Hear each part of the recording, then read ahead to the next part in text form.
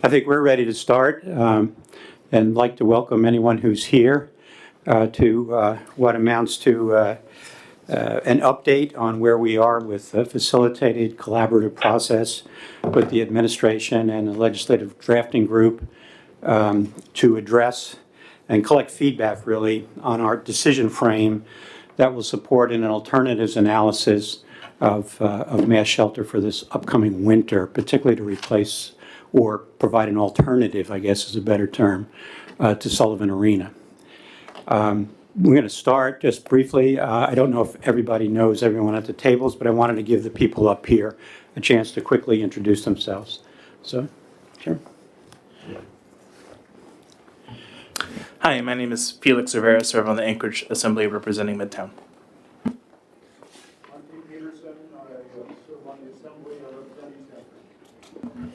John Weddleton represents South Anchorage. Meg Zalatel, Midtown. Christopher Constant, downtown. Craig Campbell from the administration. John Morris, homeless coordinator. Larry Baker, Mayor's Office. Belinda? Joey Bosworth, Office of Senator Begich. It's on the phone. Oh, who is it? Again on the This is phone. Joey Bosworth. I'm calling it from the Office of Senator Begich. Okay, State Senator. This is Yeah. Forrest Dunbar with the Anchorage Assembly. Okay. Belinda? Belinda Bro, I'm one of the facilitators. And I'm Tom Barrett, and I'm the other facilitator. And we're just going to go and dive right in. We have a lot of ground to cover in a couple of hours. The context, though, is this. Our meeting objective is really to collect feedback on a draft decision frame that will support an analysis that Point of we order, will... Tom. So we had a safety minute to introduce people to the facility. Okay, who is going to do that? Me. Oh, okay. Go ahead, John. Thanks. So we just wanted to welcome everybody here. Elections team is here. There's no active election going on, but we still respect it as the election center. So please stay in this area. There's bathrooms right along the yellow brick road to the end over there. So stay in there. If you are curious about the election center, it's you can ask for a tour and they can schedule a tour for you. If there's an earthquake, drop and cover, and when it's safe, go out that door and cross the street, and we'll all gather over there and probably continue the meeting. If you're looking for Wi-Fi, there is none. Thank you. Hi, this is Suzanne. I'm on the phone. Suzanne LaFrance. Suzanne, okay. Is there anybody else on the line other than the representative from Senator Begich's office and Assembly Member LaFrance? Because I can't tell. I can't tell who's online. We have a list of who's online. Mr. Dunbar and Ms. LaFrance are the only assembly members, but there's probably about 1, 2, 3, 4, 5, 6, 7, 8 other people on the line. Okay, well, I'm concerned, particularly the assembly members I want to make sure they're introduced because they'll be a part of our discussion this morning. I want to give a little context quickly.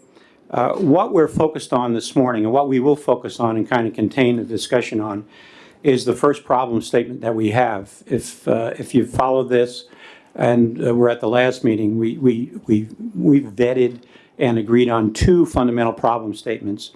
First one is what's the best alternative for mass care experiencing homelessness for this winter season?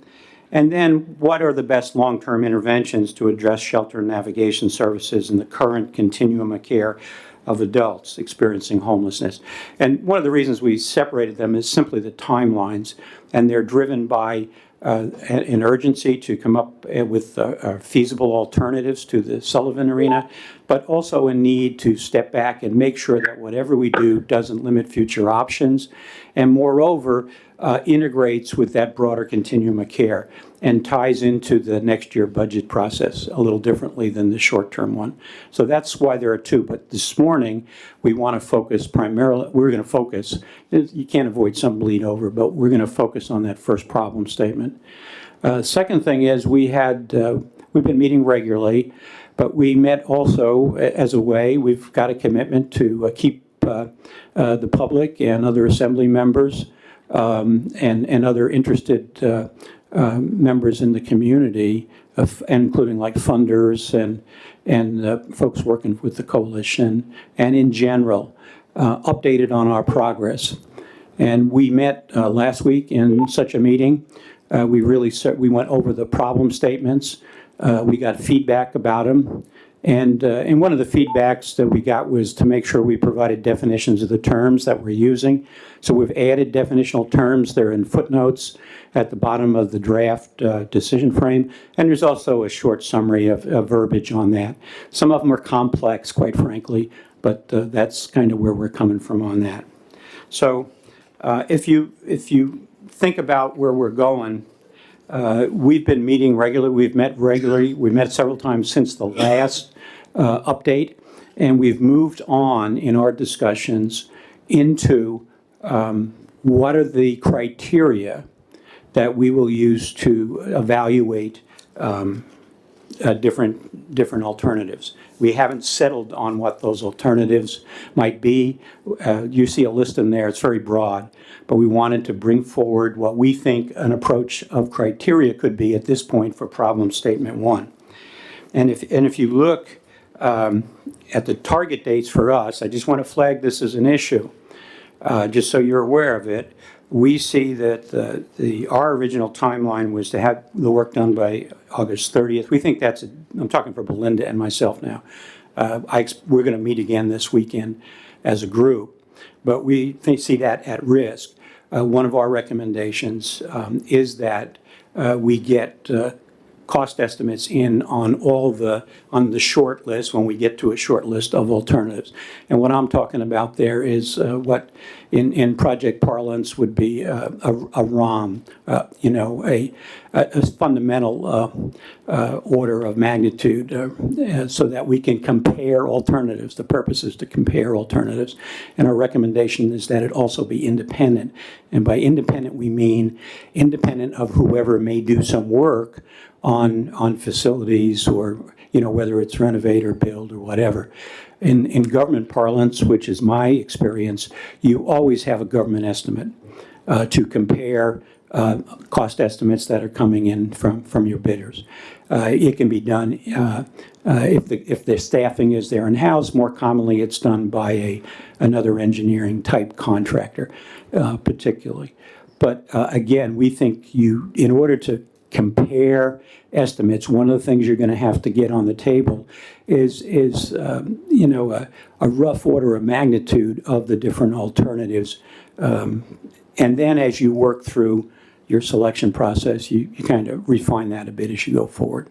But that's putting the need, we think there's a need to get that and as quickly as we can, but it's probably not going to be done by August 30th.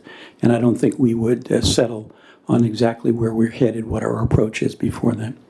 So I think that's kind of where we are. From my perspective, the discussions are going good.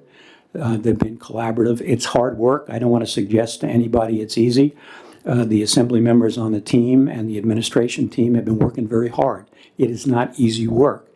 It's tough space, and always with a lot of concern for people experiencing homelessness. There's a lot of compassion in the room, across the front of this room, even if it doesn't pop up in every discussion about, say, what a cost is or what the feasibility of some alternative is. So I appreciate your being here. We're pretty transparent, and hopefully we'll get some information and move forward.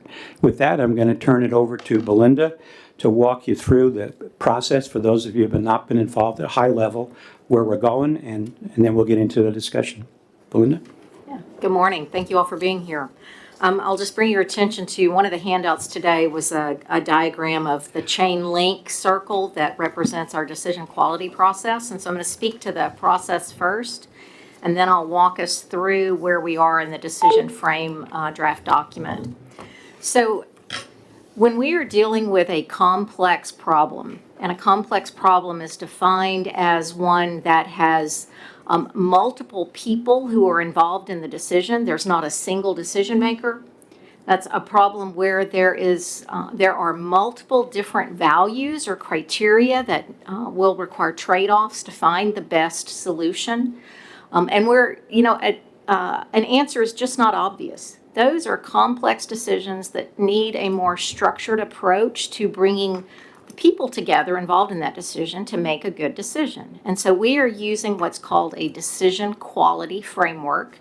That's represented by that circle of links in the diagram that was handed out.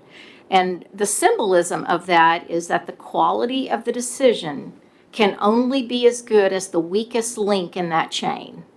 And so we are working with this team from the administration and from the assembly to, in an iterative way, continue to strengthen each one of the links in that chain.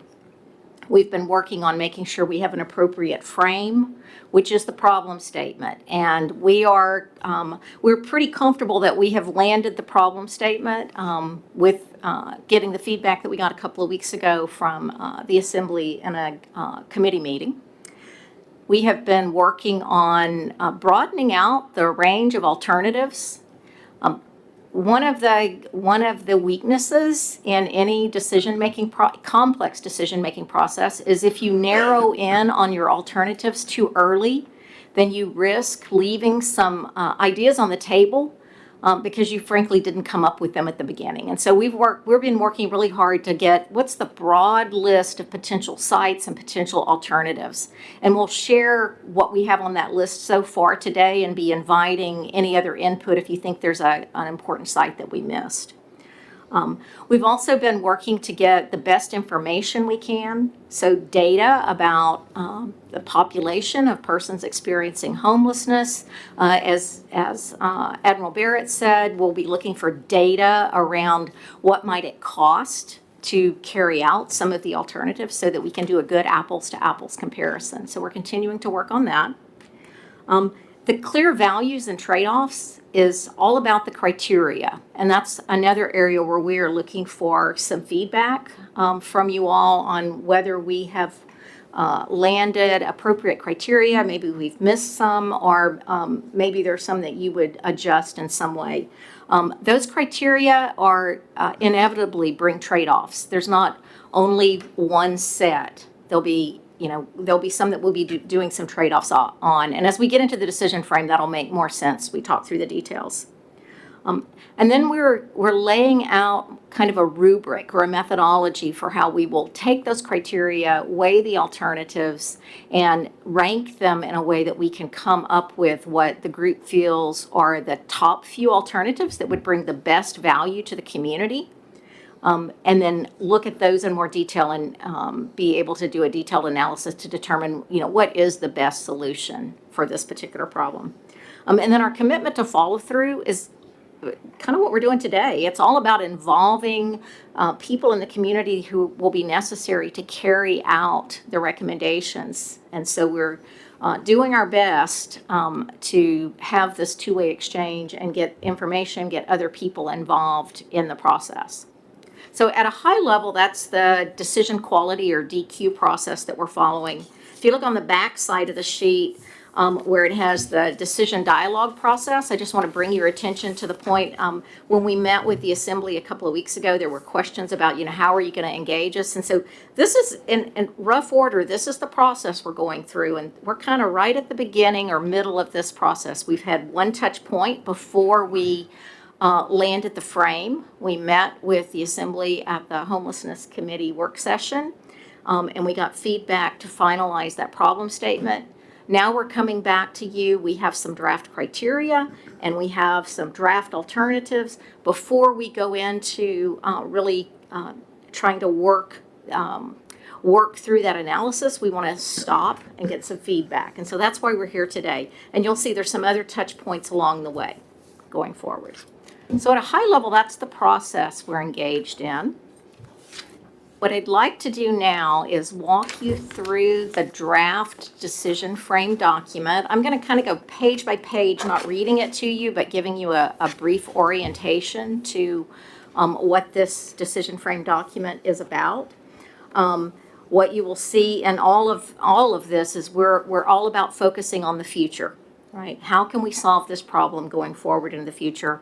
And this version of the decision frame, while it lists the 2 problem statements on the front page, the rest of the document is primarily speaking to problem statement number 1, which is our interim mass care solution to hopefully replace the Sullivan Center for this coming winter. Okay. The first page of the decision frame is the problem statement. The Assembly saw a version of this a couple of weeks ago. We have made some minor edits, but edits based on your feedback. As Tom said, we're focusing on the first problem statement, which is what is the best alternative for mass care of adults experiencing homelessness for the upcoming winter season. Okay. On the second page of the document, the desired outcomes. These are the big picture, kind of lofty goals and aspirations for this overall effort. And this represents some pretty compelling common ground for the group that's been working this. And I think that's the strong foundation that allows us to move forward with a lot of hope that we are going to find a good solution for the community. And so we will be looking for your feedback from the Assembly members and others if there is a desired outcome that you think is important and compelling for this work and we have missed it, or if there's one you have a question about or concern with, then we'll be inviting your feedback on that as well as we get into the discussion portion of our meeting this morning. Okay. If we go to page 3, this is a capital letter draft list of potential sites for mass care for this coming winter. These sites were identified as possible sites based on kind of a wide canvassing of locations in the city that might be available. These sites will need to be screened to reduce them down to only those that are truly available and truly meet minimum standards for being able to be used for a mass care facility. We have not done that work yet. We've made a couple of kind of preliminary discussions, but not really landed what the shorter list looks like. I'll also point your attention at the very end of this document, there's a list of sites that were reviewed in 2020 prior to the work of this group. It's another long list of potential sites. The group has not yet looked at that list. That in 2020, the people that looked at those sites determined they were not feasible, but we are going to look at them again and make sure we're not missing anything on that list as well. So just wanted to bring your attention to that list, even though it's not listed here on page 3. If you think it's on page 9. That list is on page 9. So if there are some other sites that you don't see here that you think the group should do at least some preliminary screening on, then we'll be looking for that input from you. Page 4 is a draft of what we're calling our primary screening criteria. And I want to clarify what we mean by screening criteria. We've got a list of 20, 30 potential sites. We need to screen those down to a smaller number of sites that truly warrant additional effort to do some additional study and ranking. And so our screening criteria we're calling go, no-go criteria. What that means is a very simple way of looking at each site and determining, is it even possible? So one easy go, no-go criteria is this site even available right now? And so if any of these sites are currently occupied or they're currently under lease and they're not available on the market, they're going to get screened off this list pretty quick. Okay. We've got some other criteria here that we think are potential go, no-go criteria. We'll be looking for your feedback or questions on that list as well. Do you want to ask any questions on that before, or you can? I think I'm going to wait till we're done. Okay. Mr. Barrett, I just wanted to note that Mr. Dunbar. Thank you. Just want to note Mr. Dunbar's arrived. Thanks, Chris. Are we going to discuss these later? Yes, I'm going to walk through the document, just kind of giving a high-level overview for context, and then we'll come back and open up for discussion and questions. I think it would be better to have kind of the full context of the draft before we dive into any one particular section. Okay. So I'm moving on to what's on page 9 now, which are our draft given decisions.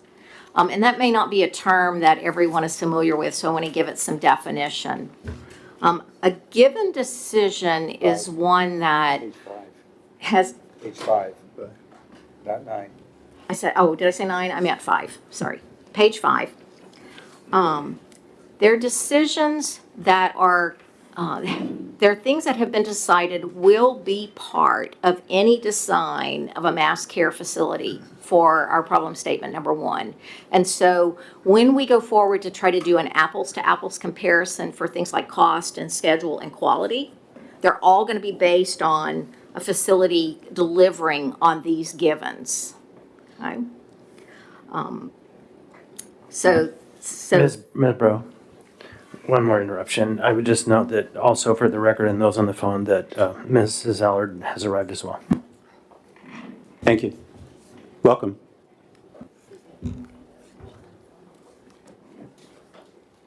Okay, so those are what given decisions are. And again, we'll be inviting your questions and feedback on that list as well.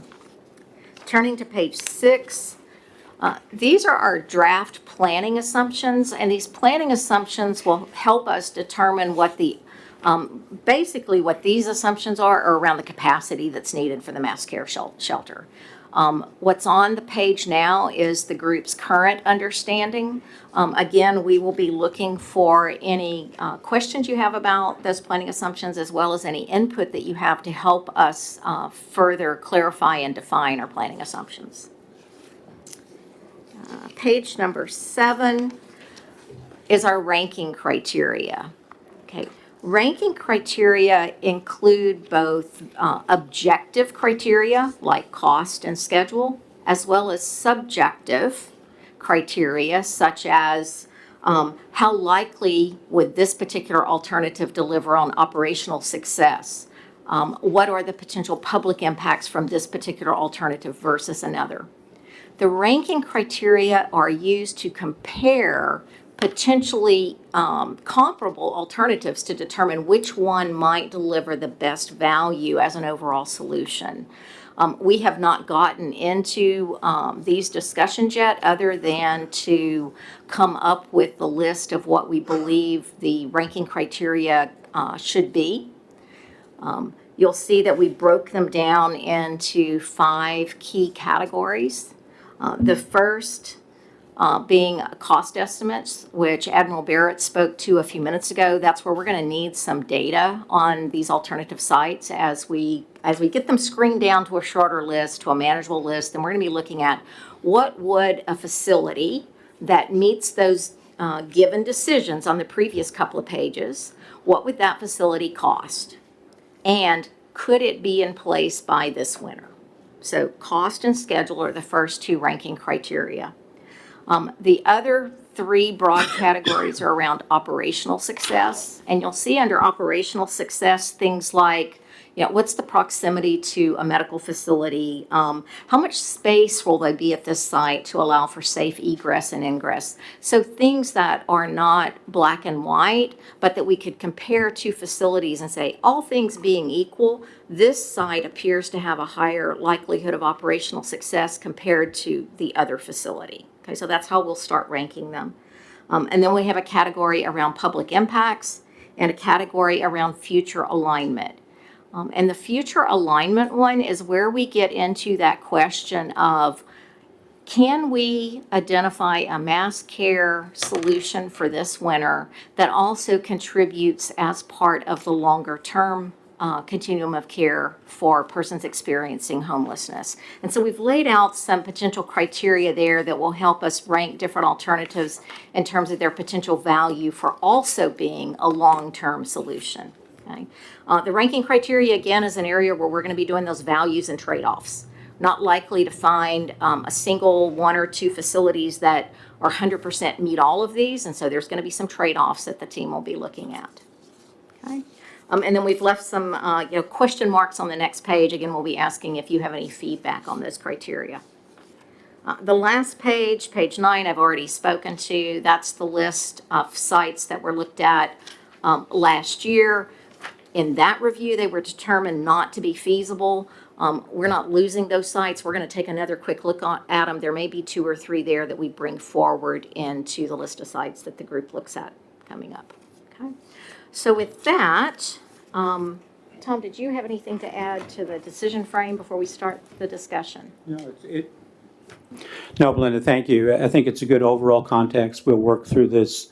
I think I want to elaborate just on one point Belinda made, and it'll come up in a more specific context as we walk through this. This is a future focus, but that means we're going to go for as much reliable data as we can find to inform the decisions. The more accurate, the more clear, and there's a lot of data out there, right? That's going to help this process a lot. On the other hand, if you're making a planning assumption, and we just talked about, say, the numbers, well, we'll pull the historical data, but you're going to have to estimate, okay, for planning purposes, a planning assumption, what do we expect to happen this year? Here's our baseline. This is what we know. Well, what do we expect to happen in this winter? And to some extent, that's a judgment assessment, right? And so you'll have a fundamental planning assumption, and we will recommend that, what if we're wrong? You have to have some type of contingency plan in place that you can pull up. One of the challenges of any decision process is you make the best decision you can, and then sometimes reality intrudes if you're looking forward. And so we'll at least talk about, certainly in that area, I just want you to be aware, when we're talking a planning assumption, it's our best judgment based on the data that's available. And we'll ask folks, so, well, what future carries more uncertainty, carries more risk, and you need to have something you may not want to recommend as the way to go, but you need to know what's in your pocket if things turn south and we're wrong. So when we talk planning assumptions, it's an assumption, but you may have to correct it with reality as you move forward into actual operation. Belinda, I don't know how you want to proceed, or if any of the assembly members that are here have questions about the overall context. I was going to ask if anybody as a member of the group wanted to make a comment before we opened it up to others and give you a chance to make any additional comments that you had. So thank you. We had the opportunity to review this document and provide some comments, and I missed a few things that I think are really important after hearing this walkthrough, particularly on page 4. And this does divert from where our facilitated discussion is, but I think it's really important. If we're simply discussing screening criteria for mass care, the criteria under the first hash, those first 3, are things that don't necessarily exist with current mass care or are required for mass care. Zoning appropriate for shelter licensing is for shelter. This would probably be turned under Title 16 where there is no zoning restriction. And similarly, the 0.25 miles within public transportation. Now, I recognize that the transportation proximity is important, especially for those working clients accessing shelter. So I'm wondering if those should more be moved to page 5 for future alignment or into the additional criteria, because these seem to suggest that the must be met exist in some kind of, for me, in some kind of legal or external requirement that we need to meet. I think they're all important for future alignment on page 5, and they could be criteria in the second piece where there's more not the absolute go, no go. I view those two a little bit differently, but I did want to make that clarification. Thank you. Okay. Did anybody else? Yes, John. A couple points. One, I guess, since we're on this page, actually the additional criteria are almost the critical criteria for mass care is one, that they're available now.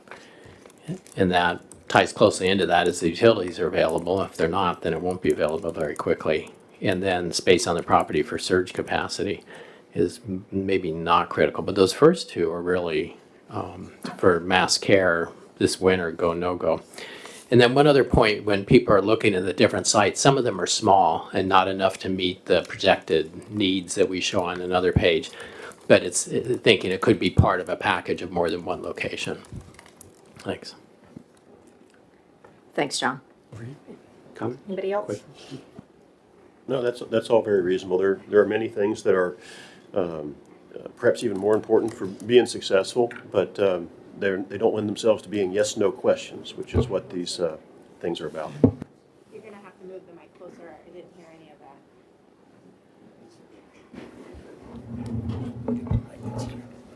You want me to say all that again? Yes, please. Well, there are a number of things on here that are or that can be added that are important for being functional and successful, but they don't lend themselves to being yes/no questions. And so, and I think everything that Mr. Weddleton and Ms. Alatel said is very reasonable. Okay. Okay. So if there's no other clarifying comments from the group that's been collaborating on this, I'll open it up to the assembly.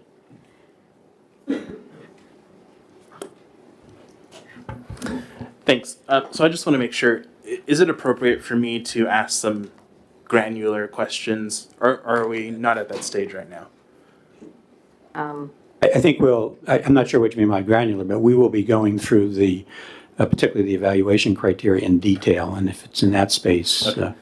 I'll go ahead and just ask the questions, just three quick things. So first, on page 2, under one of the desired outcomes, it talks about the Sullivan Arena remains the congregate mass care location until such time as an alternative location/locations are operational.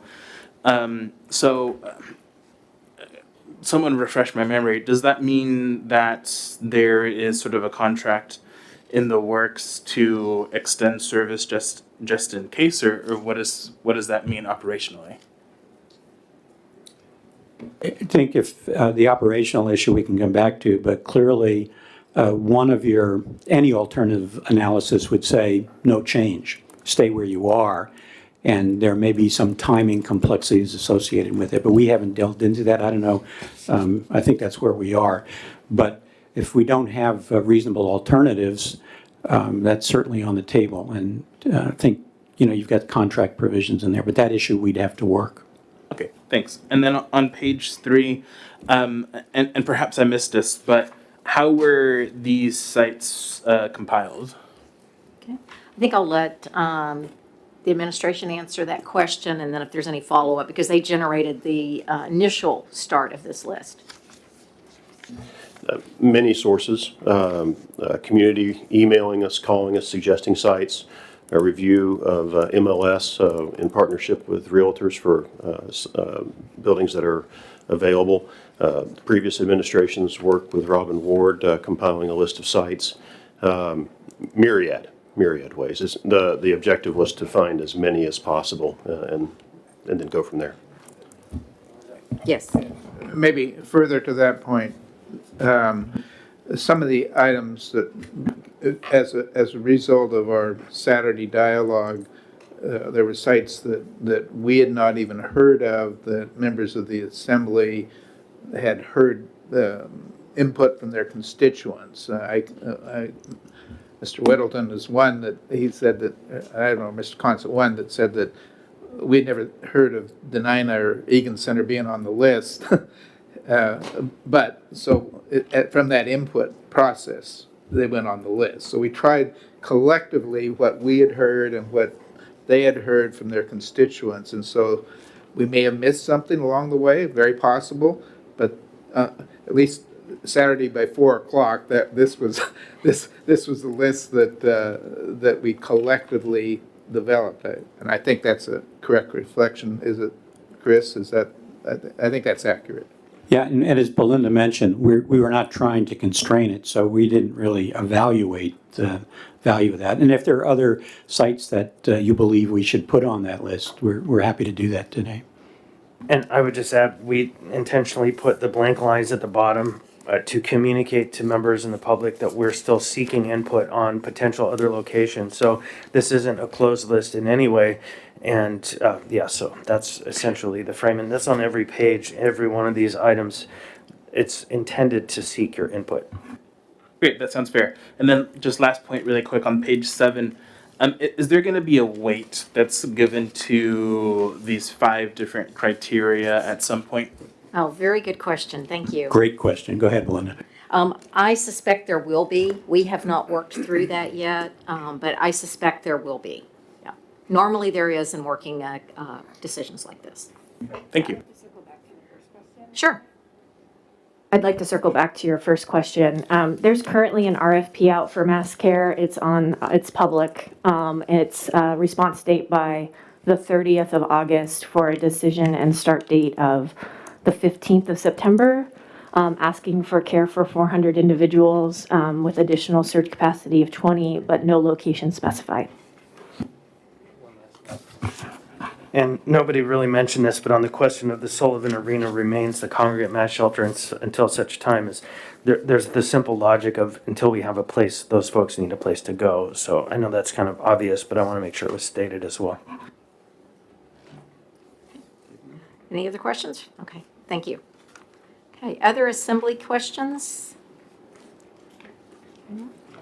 Anyone on the phone with the assembly that has a question?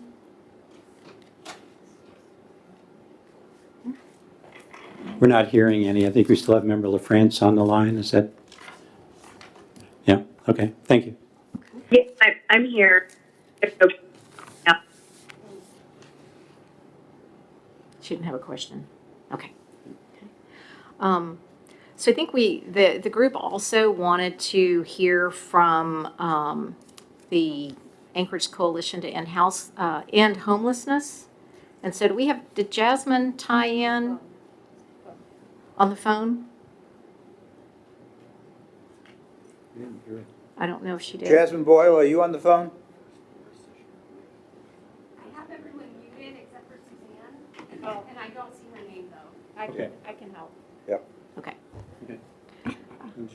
Should we? It would be a number ending in 217.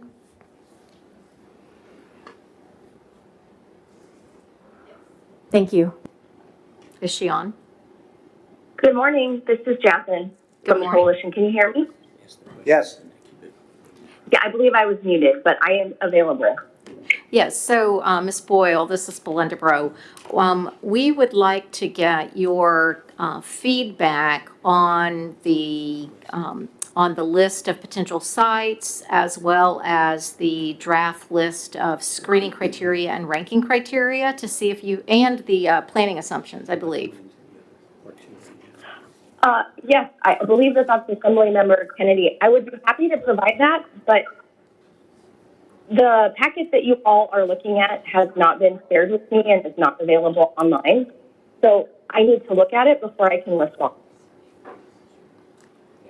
Okay, will we be able to get that to her?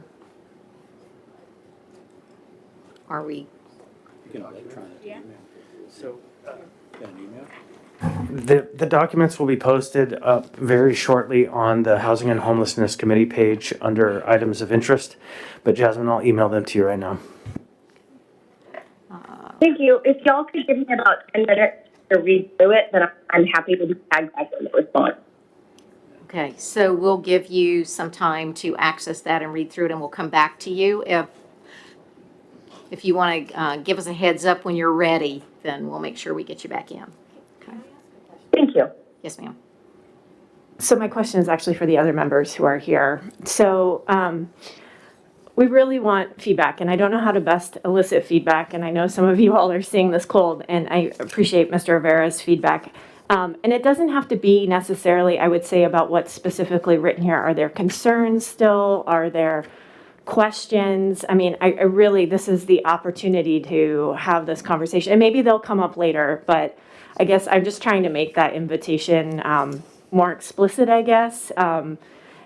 Any questions about maybe how any of the information was arrived at, anything like that, because I don't want to lose this opportunity. Thanks. I have a question on the potential sites, and this might be going too far down the road that you're going to get to, but a number of these sites are essentially raw land. The archive site, the site, the former Cliff Row site, I suppose there is a building there, but, so what's the thought process there? How would that raw land be converted into shelter capacity by winter?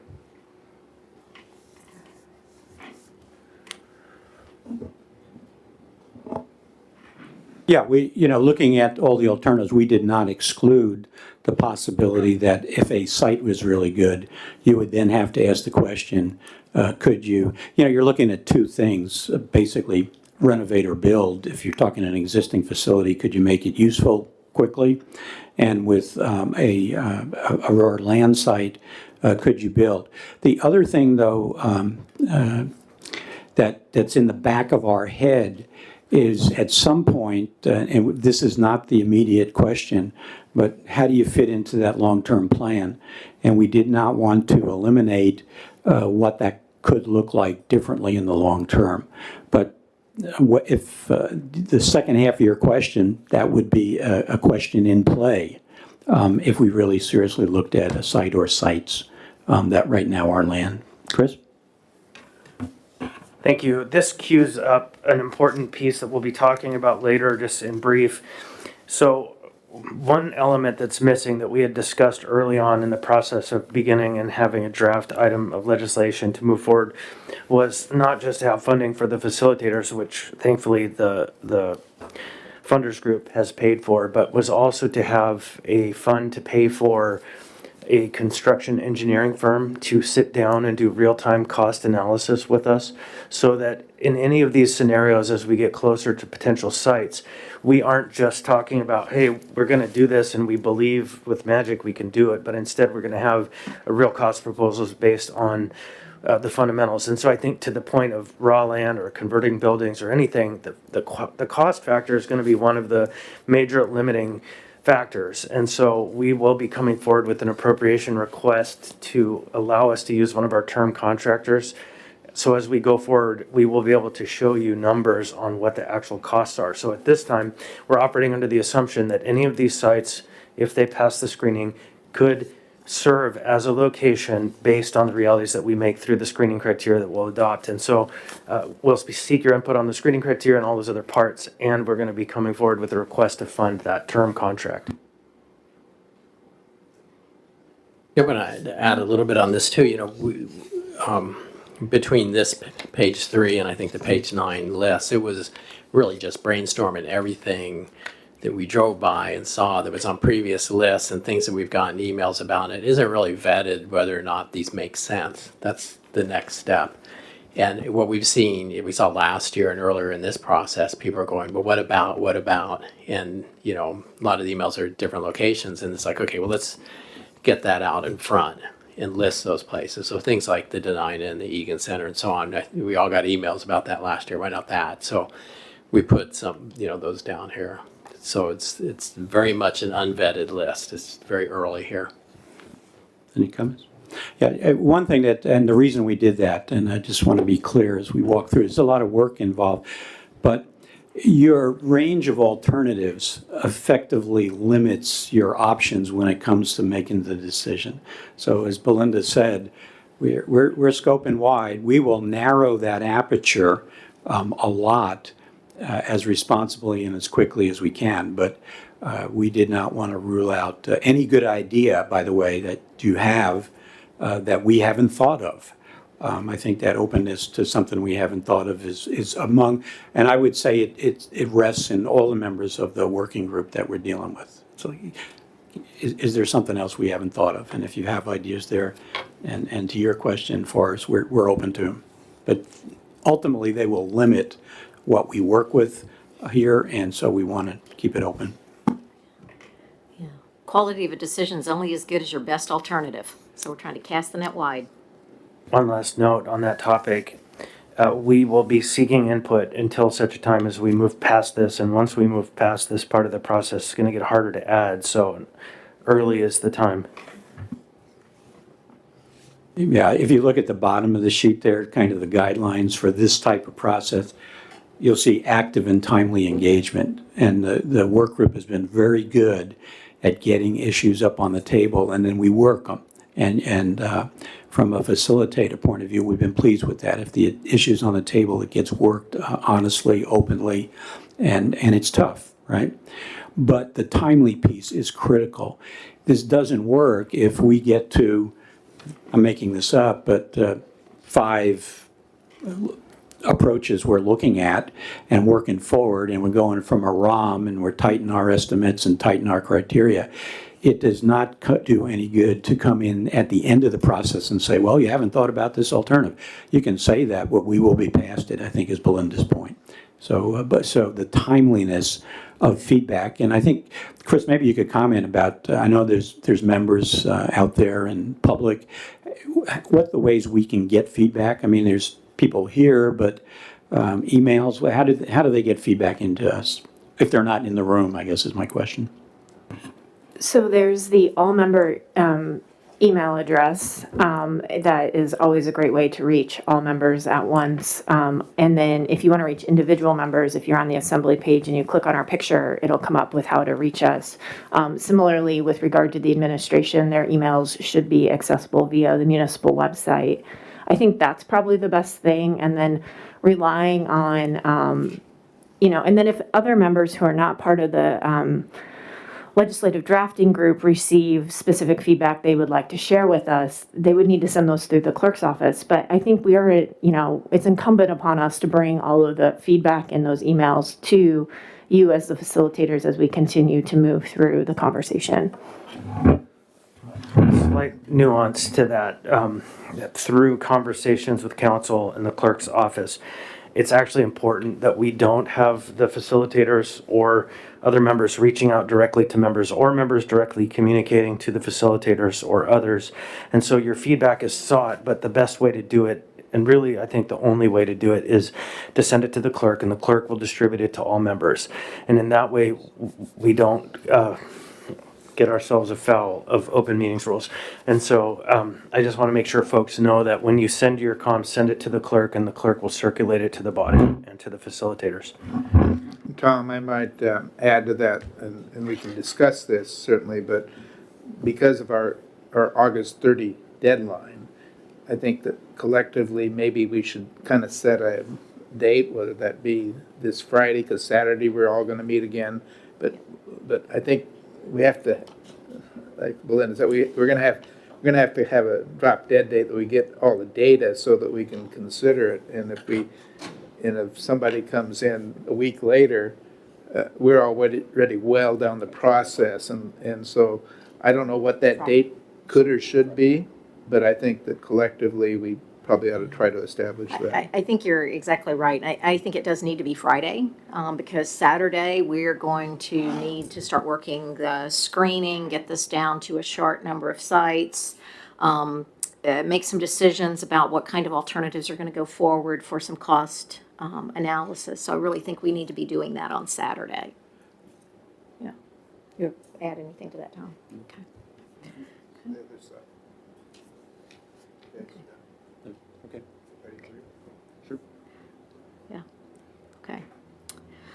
Okay. Any other questions or comments from assembly members before I open it up to the next group for discussion? So we were looking at the list there, but also if you think now, what is a go, no go? I mean, if you saw a site and there was some feature, what would you say? No, never. And that would be helpful here.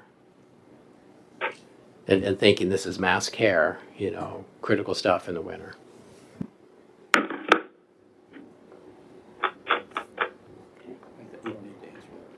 No, just I'm pausing in case there is a response. Okay. I'm going to just check. It hasn't been that long since Jasmine chimed in, but Jasmine, are you ready to respond with any feedback you have on either the list of potential sites or the criteria? I'm happy to jump in and provide. 12:30. Can you Somebody, guys hear me? somebody else on the phone needs to go on mute, please. Can you try again, Jasmine? Yes. Thank you, Assemblymember Kennedy. I am happy to provide some initial responses on page 3, the building locations. Again, I'll be honest with you folks that this is a substantial and meaty document that has some tremendous importance in our work. So it's going to be hard to give you a fully fleshed opinion on things this rapidly, but let's start with what I can share at first blush. So looking at page 3, the locations, again, I haven't had the opportunity, nor have members of the coalition, to tour all 30 of these locations. So in some ways, I want to be careful to be site agnostic. I think what I can add is some minimum criteria. Regardless of which of these locations, I think we need to look at these 30 locations with some other criteria in mind. So if it would be helpful to the body, I'm happy to share my first pass at what that criteria should include. Yes, ma'am, that would be helpful. Thank you. So to begin with, and I think that this is covered in other parts of the document, so I apologize for any redundancy based on a quick skim. I think first thing, we always want to see any navigation center or shelter location include proximity to healthcare. Our folks very often have medical needs, and we want to make sure that it will be easy to transport them to and from, or for foot traffic. Grocery stores is a big one when we talk to clients. Certainly access to transportation routes, and the reality that people need to come and go from other social service and healthcare appointments. Again, I think this may be covered elsewhere, but outdoor space that is private and protected, certainly both for the good of the individual staying in these locations, but also the good of the neighboring community, and certainly road traffic. Pedestrian access is huge, especially because we know in the winter months in Alaska, our sidewalks can be very difficult to navigate, particularly for our individuals that have different levels of ambulatory status, if you will. I certainly, after the last 18 months, think it's important to consider neighborhood support and what the community in that area thinks about. I certainly am deeply aware that our body and our administration think about that from the perspective of the conversations that we engage with the public. I also think it's just important to illustrate that neighborhood support has a really significant impact on whether clients will use a location. You know, people in shelters are watching the news all day. They're very frequently in attendance at assembly meetings. They may not announce themselves, but they're very deeply engaged in these conversations. And when they hear a lot of community vitriol about a location and they know that they're not unwelcome, or that they are unwelcome at that location, it really does alter our ability to get folks to use some of those shelters. Again, I think that's a consideration. I certainly defer to the assembly to consider waiting. I think it would be very helpful to see these 30 locations with the understanding of capacity at each location. Again, as a neophyte with this list, some of these locations are very large, some of them are very small. And when we get into the conversation with Tom and Belinda and others about capacity and the need, I think it'll be really helpful to look at this list and understand how big or how small are we talking about the surface array at any of these locations. I also think it's important that the buildings themselves will be able to be segmented for different populations of people. I think we've heard a number of things this last week in the media, and certainly through social media, that this is not a homogenous group of individuals. These are very different individuals with very different needs, and it's very important that a low barrier, large shelter, if that is the direction we choose to go, has the capacity to separate different types of people that have common needs from other types of people that may not help them, access the services and the care that they need. We always want to make sure, just based on historical conversations about this, that we are including the fire inspector and that we are having the conversation about sprinklers. Winter shelter has been a conversation in this community for a decade, and I'll certainly tell you, even in my tenure, it has always been an issue of the sprinkler system and getting the fire marshal to approve. And so if that's not already being done, I think having the fire department engaged proactively and understanding which of these buildings may be available today and or may be available in a different time window or time horizon simply because they need to be sprinkled, which with the delays in construction right now, I would imagine would be a lengthier process than in previous years. I think that that's my first pass at the list, so let me stop there. Thank you. Yeah, does the group have any questions for Jasmine? Hi, Ms. Boyle. This is Assemblymember Zalatel. So my first question is, and this is kind of a point I want to drive home today, are your comments with regard to mass care continued for the winter or for the longer-term homeless and transient shelter plans? Or is there some things that are important with regard to mass care? You know, is there any differentiation for you? Because I'm starting from the starting point of mass care must meet some minimum requirements at the Sullivan and the non-congregate sites because that's what we have. But if there are significant deficiencies in that we need to keep in mind and things that need to be corrected, I would really like to know. Thanks. I think that was Assemblymember Zalatel. Thank you for the question. I certainly have had this conversation about mass care versus traditional homeless services with our partners in mass care for the last 18 months.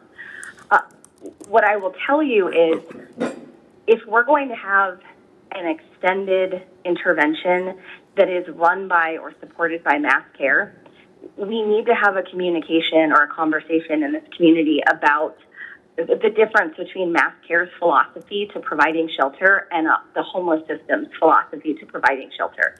And I think over the last 18 months, that has been a learning experience on all sides. Specifically that I think often mass care is only empowered to think about shelter like we think about the needs of shelter in Hurricane Katrina or our Willow fires, where it's a temporary place to keep people safe, fed, COVID-free, but there is an expectation that those folks are going to have an endpoint and they're going to move on to their old lives again. That's not the reality for homeless services, that we really have to have an extra set of resources in order to help people restabilize, that there is no end date or suddenly people will have their own homes back again. This is that type of emergency for the people living in our shelters. And so for me, philosophically, representing the coalition, I have always wanted to see our mass care facilities think about work as homeless service providers because we're 18 months into this intervention. You know, there isn't a short-term end in sight. So I choose to interpret and look at these things with the lens of what is needed to start the housing surge, what is needed to get folks moving out of the shelter. If it's going to be a 6-month solution, I still want to see outflow because it is my obligation to everyone in this facilitation process, to the larger community, and to our clients to keep the outflow of people moving into housing every single day. And we miss that if we treat mass care as something different than a homeless service. I appreciate there's funding specifications, there's guidelines from the feds and the CDC. It may not be as easy as my dream, but when I went through the criteria, again, very briefly with the time that I had available this morning, I was looking at it from the lens of what is going to be most efficient in reducing those numbers and getting those folks into housing as well. Thank you. Any other questions or discussions with Jasmine from the group? Dr. Morse? Thank you very much for pointing out that we don't want to return persons experiencing homelessness back to their pre-existing condition when mass care winds down. Outflow has to be an important component, and that's why separately in the document we've made it very clear that we're not trying to build a shelter. We're trying to build a navigation center for that goal in mind.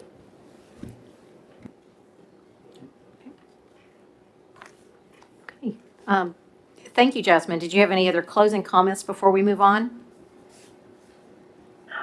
Simply that, again, I do not think I did this work and the thoroughness of this work justice simply because I have this in advance. And so I do want to confirm that we're going to have the opportunity as a coalition to review this and provide more thorough feedback. Yes, we do request that we get that feedback by Friday, because we are moving into this weekend trying to finalize the criteria and start through the screening and ranking process. So that would be most helpful. And I apologize for getting this out late, but this is a fast-moving effort. So I appreciate everybody's kind of urgency in helping the group work through this. Okay. Are we ready to invite input from the funders group? You guys okay with that now? Yep. So I think representing a funders group here, we have Michelle Brown. Do you want to come to the table here and provide us with your feedback on the draft?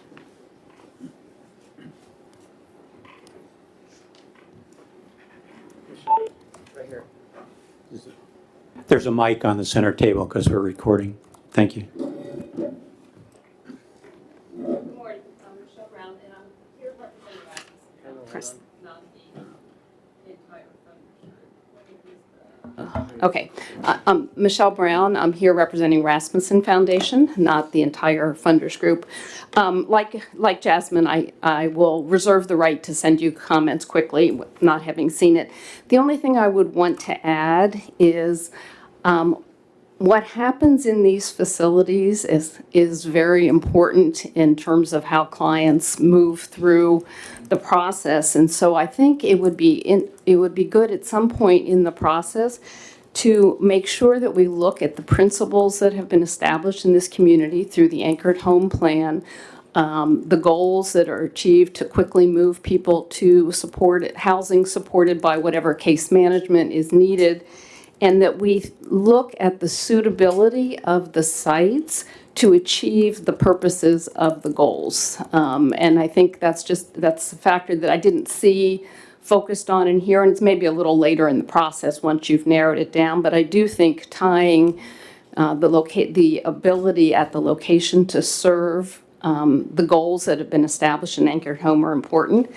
And other than that, I just want to commend you all for this rigorous approach. I think this really serves the community well to look at all the options against a set of criteria and really display publicly how we can, as a community, have values on how we handle our population who's experiencing homelessness and apply it in action in a very rigorous analysis and public way. So thank you. Thank you, Ms. Brown. Questions? Go yeah. Any questions for Michelle? So maybe not now, but sometime before Friday or by Friday. Go, no go on some of these, any location. Like maybe it'd be something like, if it's got a liquor store on either side, the answer is no, something like that. But we'll need some of those. We have a few here, but if there's others that come up, because we don't want to get further down the process and they go, no, you can't do that because of X. We want to know that now. What would be a deal killer on any location? Thanks. Thank you. Yeah. Maybe another way of framing it is when we look at that big list, and if there are more adds to that, we'll take it. What we're really looking in an initial screen to do is get items off the list that clearly are not going to be feasible for some reason. There's someone in there that's not planning to move. Okay. It's not going to be available to us.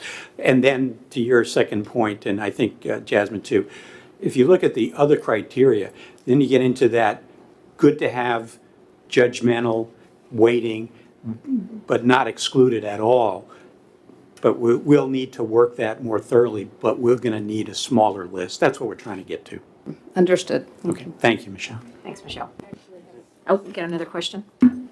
Yeah. Can't leave yet. Thank you. One of my requests in terms of getting feedback from philanthropy is, what are non-starters for partnership? I mean, if there are clear lines that, there are things a partnership wouldn't be on the table any longer, I would really like to know that. I think that's really important.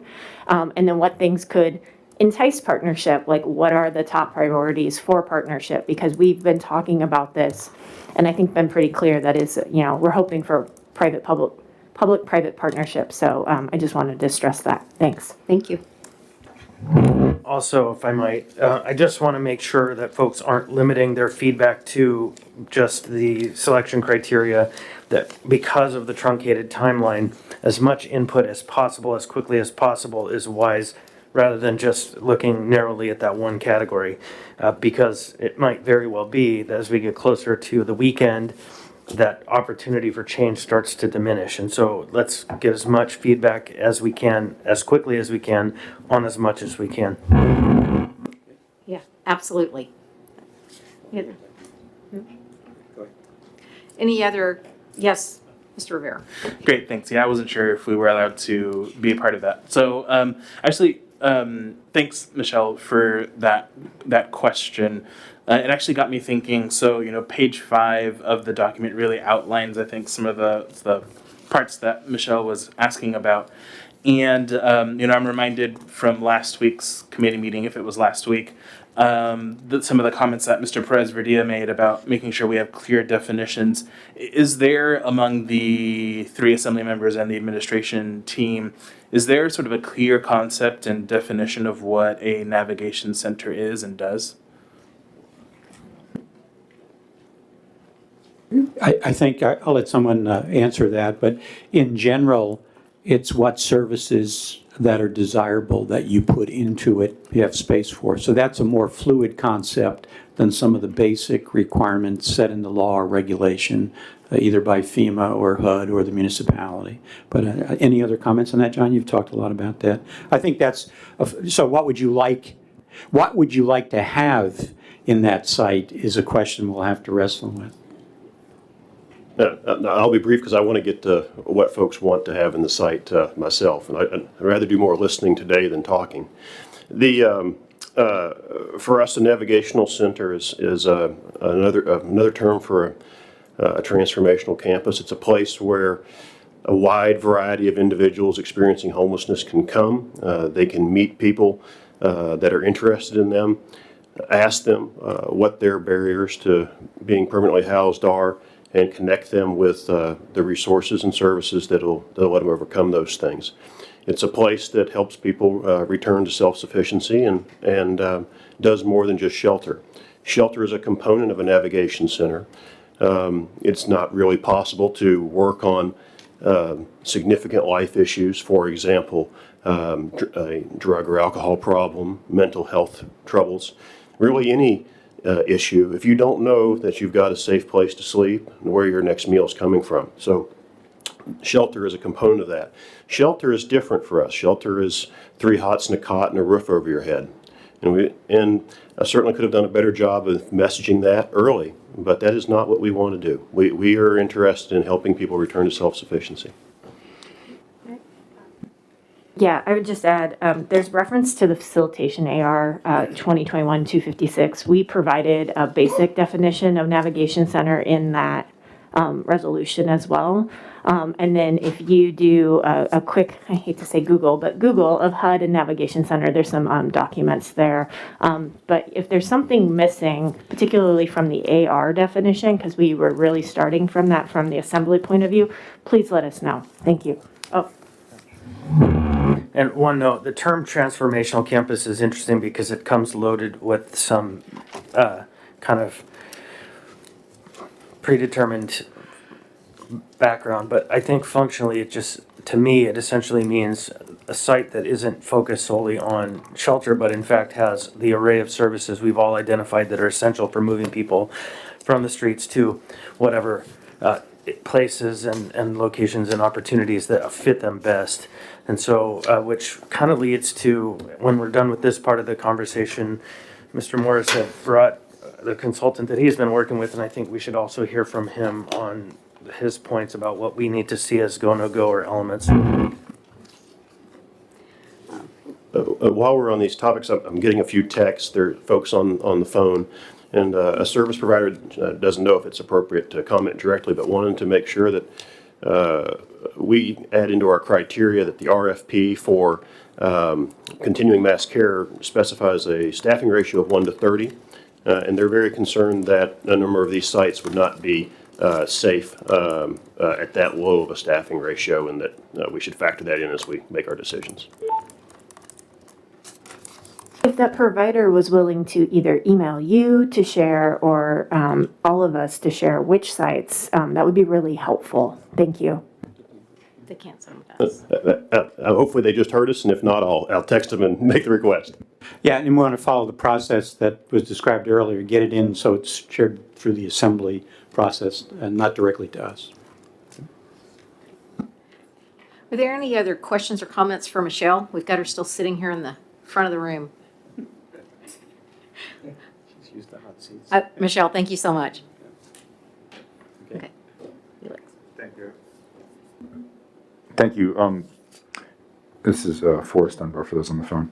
So Felix had asked about page 5, and Chris had spoken earlier about, we want to have the discussion now because it becomes more difficult to have changes over the weekend. But, we are prioritizing the winter shelter concern. So do we have the same desire to have everything put out for the page 5 given the long-term discussion, or just is it the winter question that is really more time sensitive right now? So the immediate winter is more time sensitive. That would be highest priority. If you have comments for the longer term, by all means, send those in as well, but it would be helpful if you were clear. Well, to say very clearly, we've heard from service providers, and we have it established in code that our facility should be no more than 150 beds. And I think, perhaps we could stretch that to 200, but for me, a go, no-go decision on a site on page 5 for long-term is it bigger than 200 beds? And if it is, then I won't support it. Just for clarification, go, no-go for mass care this winter, or go, No. no-go for a long For term? a long-term. Okay, thank you. And I just want to put out there that we will have additional meetings on the long-term question, but really the question we're looking at is question number 1. So, but I think it would be fair to state that one of the points that has been made is that we should also give consideration to the question of, can an investment in answering question 1, or should it be part of the answer to question number 2, meaning making an investment once that serves 2 interests. So that's part of the conversation as well.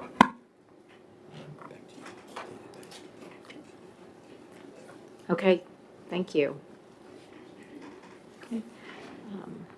Was there anyone else here from a funders group? Just before we move on, I want to make sure that I don't know everyone in the audience.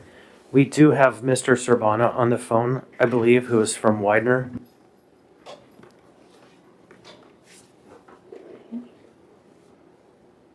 Mr. Sorbana, do you have any comments on the draft criteria or the potential list of sites from a funder's perspective?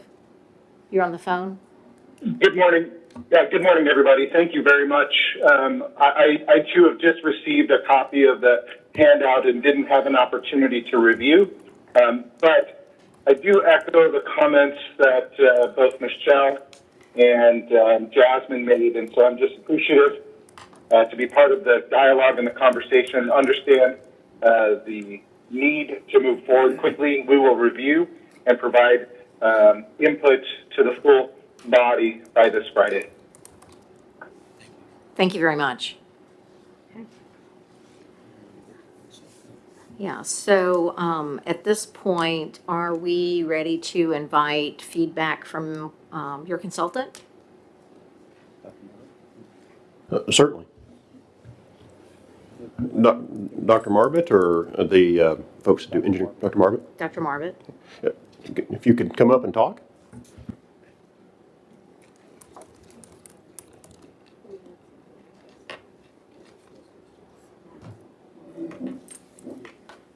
Actually, before we start, I think there needs to be some clarity about the role Dr. Marbut's playing for the administration. There have been a lot of questions and concerns if he's retained and a paid consultant, if he's a volunteer, a lot of conflicting information. I'd really like that clear so that we have context for these comments. Thank you.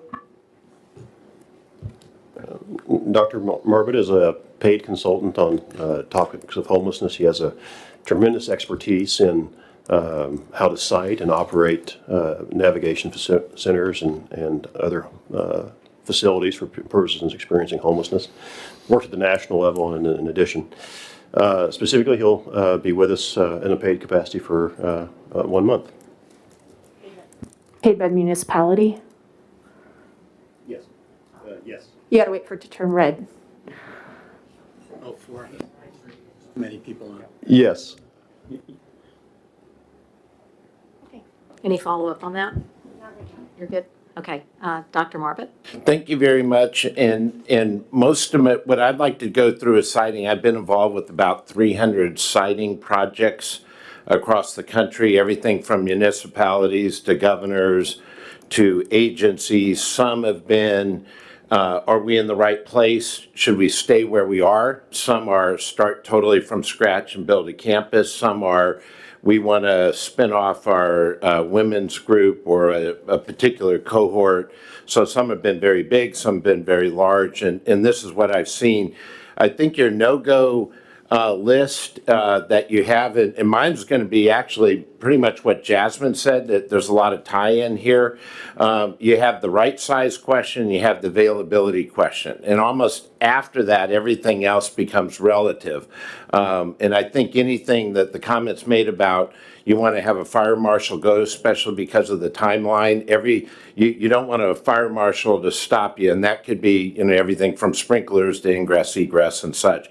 But once you get past those three, and I'll go through sort of in order of how we look at it. Mostly first is ingress and egress. There's a lot to that that's interconnected with safety. Jasmine's comments about the more attractive an entry is, the more likely people are to come in. That's to Jasmine's point that she made earlier. That also draws in a very attractive location that's with the safe ingress and egress. Also brings more volunteers in, more money. If you have a very unattractive ingress and egress, you often lose your volunteers with that. And that also interplays with your neighborhood support issue, also what Jasmine said. So that package of issues are absolutely critical. Interconnected with ingress and egress is safety. Right now, the emerging number one reason, and this is not true everywhere in the country, but it's most, and Judge Carter in his Los Angeles case brought this up, is that vehicular accidents are now killing in most places. Most of the people being killed in the community of homelessness is by vehicular accidents. And Judge Carter cites in his case that's 11 times more likely to be killed in Los Angeles if you're a person experiencing homelessness than a non-person experiencing homelessness is vehicular. So vehicular safety is just absolutely critical. Also something Jasmine mentioned. Then I would, sort of going, now we're going to start going into some more precise ones. One is internal operations and ergonomics. That would be, some people call that cohort management. Some people call it group, how you can get like groups together so that you increase both the effectiveness, efficiency, and cost effectiveness. So you want to have a building, and that can be by age, that can be gender, that can be gender preference, that could be functionality levels, it could be type of cohorts like SUD, substance use disorder disease, or mental health, behavioral health, or job training, job retention. There are a lot of ways to break those cohorts, but you want to be able to have that flexibility to do that. The next her point to medical services is absolutely, I can't say that enough, and it's not emergency management, it's the prevention, it's the you might say some of the preventative health care clinic types. It can be everything from podiatry to glasses to mental health, behavioral health. It could also be a 12-step program. It can be definitely preventative care, primary care. So it goes way beyond the emergency response. Now, next thing in the building, this is probably the one thing that I've not heard or talked about by anybody yet. Maybe it's somewhere and I haven't caught it, is flexible. The one thing we've learned is whatever your facility looks like in the first 5 years, I guarantee you the cohorts will change, the sizing will change, demographics will change over time. Dr. Marvin? And so, I might interrupt briefly. So we have two questions before us. One is the question of the short-term mass care, what are we doing in the short term? And one is the question of the long-term, 5-year, 10-year, 50-year plan. And so while I appreciate all of this very detailed input, and I think I agree, but I think the question we need to get to is in the short term, what do you think the essentials are for us to be able to move the mass care facility to meet the needs of the individuals experiencing homelessness as we sort through the questions to get to this long term? Because I agree with everything you're saying for the long term, but I don't think some of that's germane to the short term. and I think you don't want to waste money on a short term that if you're not working toward a long term. So to me, they're the same list, to be honest. You know, you may not make all these, but I think they're the same list. Can I follow up on Mr. Constance's question then? And I only have about 5 more to go that are real quick, so when you get a chance. Oh, okay. I mean, my question is, you know, can you apply this list to the current mass care operations at the Sullivan Arena? And have you provided an analysis, or could you provide an analysis of this list against what's the current mass care at the Sullivan Arena? Because when we spoke, you said that that was successful. So I kind of want to know, what are we doing right and where are rooms for improvement? And I'm going to put on my prior hat a little bit. When I say the context of the Sullivan was successful, not as a transition center, but as an alternative care site for COVID. It has some elements of a transformational operation or a navigation center by HUD definition, but there's some elements that are missing, but it proves up some of the success of what can happen, but it's a different test. It's an alternative care site, it was set up to be an alternative care site, not to be a navigation center, and they're two different things. One was about preventing COVID transfer. The other is how do you try to get people out of homelessness? Sure, and I appreciate that distinction. I do believe there's a difference between mass care and a navigation center. But could you talk about, you know, since you've seen the Sullivan, what parts are successful and where are the areas and needs for improvement? Because we're looking at, frankly, moving our mass care first, and we're going to see if it aligns with a longer term solution. Can I interject for just a second? Dr. Marmot, Jamie Allard, you were actually explaining that everything you were saying prior to the interruptions that were relevant to what you have for the whole process. Correct. I'd like to hear that. If that's, Yeah. could you And go I'm back almost to done. that? And no, Yeah. I want to hear it. Yeah. If you could go back and do that and then maybe answer the questions Okay. after. Thank you. So the next one would be flexibility is very important because your cohort will change over time. Some of the earlier facilities, navigation centers, what you'll see is both the demographics of your community can change. We've seen some places where you've had actual plant closures. That changes demographics. Weather can change demographics, and just simply national trends. But here's an example. If you were building this 20 years ago in most parts of America, you'd probably have an 80-20 split, 4-to-1 for male to female. Female's been steadily rising, and in parts of the country, it's more like a 2-to-1 mix now. So if you design a building where you put your women down one hall, men down another hall, and then a gender preference area, you know, depending on what you finally choose to do there, that would look very different than it does 20 years later. And so you got to have the flexibility, internal flexibility to move around by cohort. Then you have your transportation. Then you want to make sure your zoning is right. You know, to me, zoning, as a former mayor pro tem, zoning can be fixed or not fixed if it's a desirable use of the community or a higher and better use. But so you want to make sure zoning is sort of like a fire marshal thing. You don't want it to cause you a reason you can't get built. Then you want construction cost, operating cost, speed of construction. And then you want to have overall operational success, and that's interconnected with all the above items, but also cost. And so you want to look at the overall cost, and then you want to look at a per unit delivery cost. Where's your cost effectiveness point? Because Most of the research shows cost effectiveness will drive a different size than a low construction cost or a low operating cost. So you want to not just look at overall construction, overall operation, but you want to look at the per individual cost of the person. And then you want to look finally at what's the overall success of a person getting, the ultimate test would be self-sufficiency. So that would be the list, and it very much overlaps with everything Jasmine mentioned earlier. All falls within this, and I had wrote this before Jasmine spoke. I wrote this last night, so I was very interested. I mean, her list is an excellent list. The one thing missing there is flexibility. I think that's a really important thing because you don't want to have such a heavy retrofit cost later, and you also want to have a retrofit that really is fast. You don't want it to be a slow. You don't want to close a facility down to retrofit. You want to be able to move things around and operationalize the change. Thank you.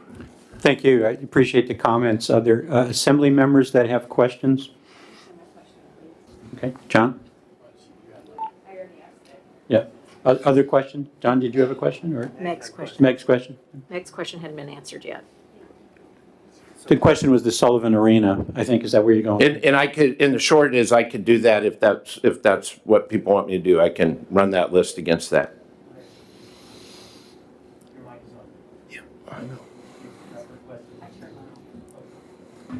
Well, yeah, I mean, are you saying that you would like to do that like through a written analysis, or are you prepared to give it now? I would need to look at it because I've looked at the Sullivan in terms of an ACS site, and I'd want to go through and do probably one more drive-by on some of those other issues. I'd love to join you on your tour of the Sullivan. Okay, then you can do it before Saturday. That'd be great. That's just, I would just want to be clear that thinking about this, we are talking two things. So we are focused on the first problem statement, has been mentioned a number of times. With respect to other things, ideally, we don't want to limit future options. It's not that we're going to get all of that this winter, but you really don't want to do something that limits your options going forward. That's kind of at least how a way to think about it. Representative Allen? Okay. You think we had John had one, yeah. Doctor, nice to see you again.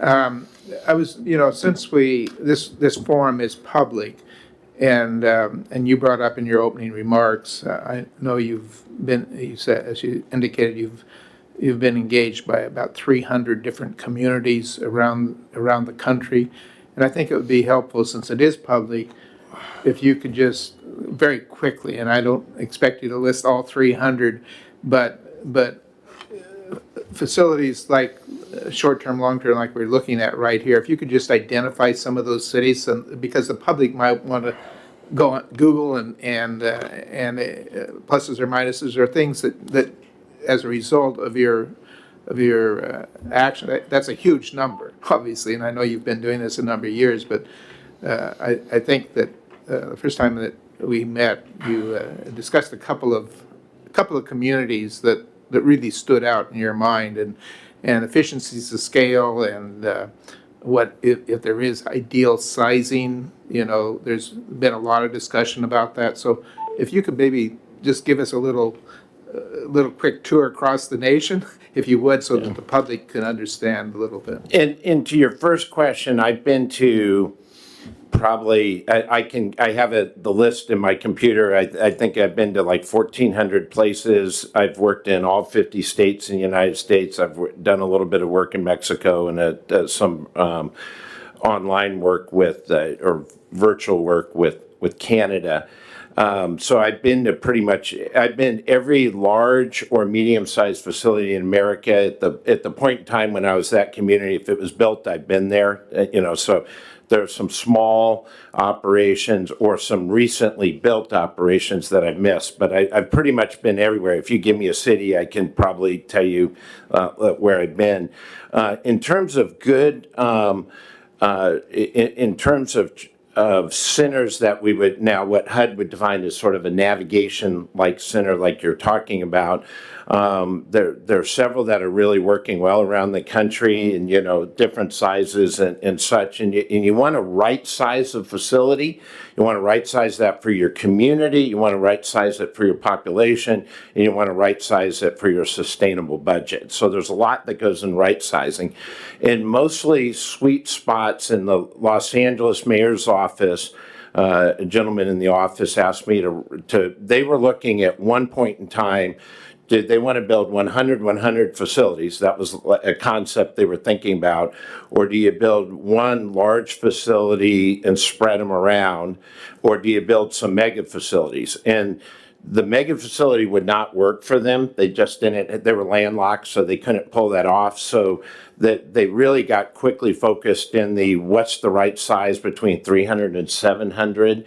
And I did a quick sort of modeling at different levels at 50-person increments. And what we found there, and the dynamic seems to be pretty close to yours, is 450 seems to be a sweet spot. And somewhere around 350, it starts to flatten off on the per person cost.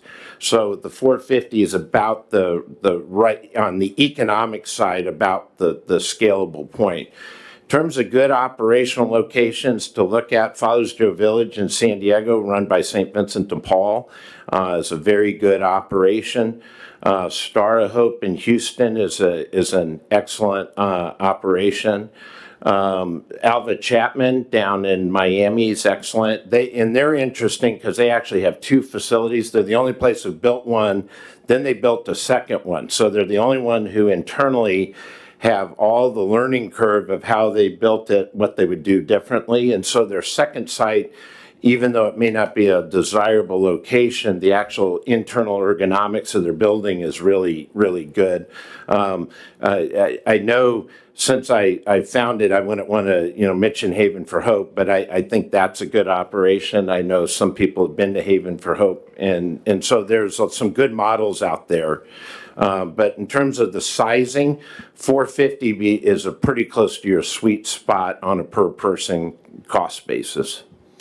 Yeah, so maybe what you could do for us is, given the process that we heard about, is I think Larry's point was, are there some sites that we can just point people to that they can look at? Maybe if you just give us an email or something. Okay, will do. Not to us, but in the process. Just so it's a reference point for information. So thank you. It's helpful. Okay, Belinda, back to you. Okay. One more, I think. So I wanted, you said medical, and we've been kicking around. I mean, do you need a clinic there, or can you have a touring, people come in 3 days a week or something like that? I mean, one of the things I think the Sullivans taught all of us for the whole country was putting 24/7 EMTs on site was just such a high payoff. That's one of your super successes from the ACS model that I think will transition. Several places have put EMTs in for a short period of time, and what you find is while they're there, the calls for service goes down. As soon as they leave, 30 minutes later, they go up. So I think your EMT side is really, really on-site critical. I think very adjacent clinics, that list I went through, the preventative, that doesn't have to be on site, but it needs to be very, very close. And if it's not close, then you need to bring them in. If it's close, you don't need to bring them in. It's always great to have a federally qualified healthcare clinic. If you can have one, if you can cite one, if you have one that can move, those are great if you can have them on site. But I don't think that's as critical as the EMT to have. And then the specialties, the vision, ophthalmology, dental, and podiatry, those are three that are really unique to the world of dental hygiene. Is, I know a lot of people forget that is so important, because you find that sleep deprivation is something people do not talk about in the community of homelessness.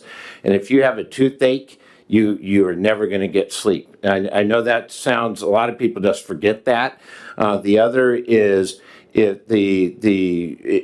largely the dental care is so poor for people experiencing homeless to the general public. It finds out it limits what you can eat, and you end up with the higher processed food, higher sort of sugar and salt diet, which then exacerbates all your other issues. And so dental care becomes critical. But once a person's dental care has sort of gotten to a optimal point, then they don't need the care. It becomes very maintenance. And so that could be an on-site or it can be an off-site. Podiatry is the other because there's so much walking around, bad shoes, etc. That's, again, very, very important. That often forgets. And then vision is really, really important. But what's interesting about those three services, once you get a person to an optimal level, the maintenance becomes very, very easy. So that's why if you put it on site, you might be wasting money. It might be more, you want to price it out both ways. In some places we put it on site, some places we put it off site. But the EMT is absolutely critical. And that's one of the things you all have taught the rest of the country is Sullivan. You came in and said we're going to put 24/7, and that's really paid off well. And we see that in your fire department numbers, referrals, transports, etc. Okay, thanks, Doc. Yep. I actually just one more question for you. You mentioned vision, dental, which people probably wouldn't have thought about it, but that's accurate. What about hearing? Hearing's important, but for some reason, hearing, we haven't seen that bubble up, but it totally makes sense to me that, like, maybe if you're near a military base, for example, air flights, that there might be some, I just haven't seen that yet, but we've been on the lookout for that. And we also check that in all our primary care entries, so. Can I ask a quick question? Yes. I'm sorry, Dr. Marmot, could you restate the San Diego facility? Father's Joe Village. Yeah. St. Vincent de Paul. Yep, I found it. Thank you. Yeah. Okay, thank you. Thank you. Yeah, I'm going to apologize in advance, but we're going to move along here, and so I'm going to turn it back to Belinda. I saw someone in the back with a hand up. If we have time at the end, which I'd be surprised, we'll try and take public comment, but I would encourage you to send the material in, or if you need to write it on, there's copies of the paper in the back, just write down the comment, and we'll get them collected here, so. Right. Yep. Yeah, John? Oh, I'm sorry, Chris. Thanks. Just one note on the tour that may happen with Mr. Marbut. I recommend that there be 2 tours because we have our working group and having another member along would probably compromise the process from an open meetings perspective. So I just want us to exercise due care.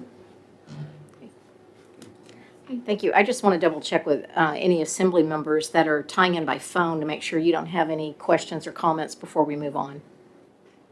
Ms. LaFrance had to drop, and I believe she was the only one on the phone. Oh, okay. Okay, good deal. Okay, Dr. Morris.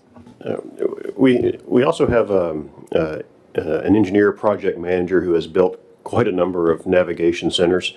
We've heard a persistent question of, can this be done?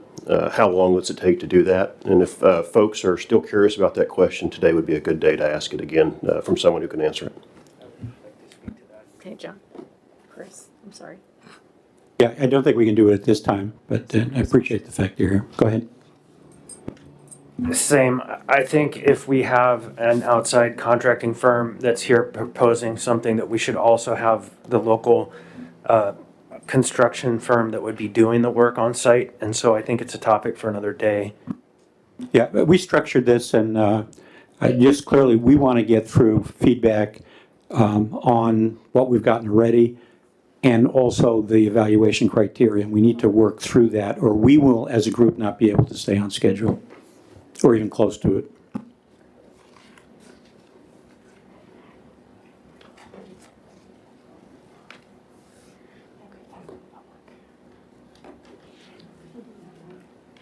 I think so. What to do?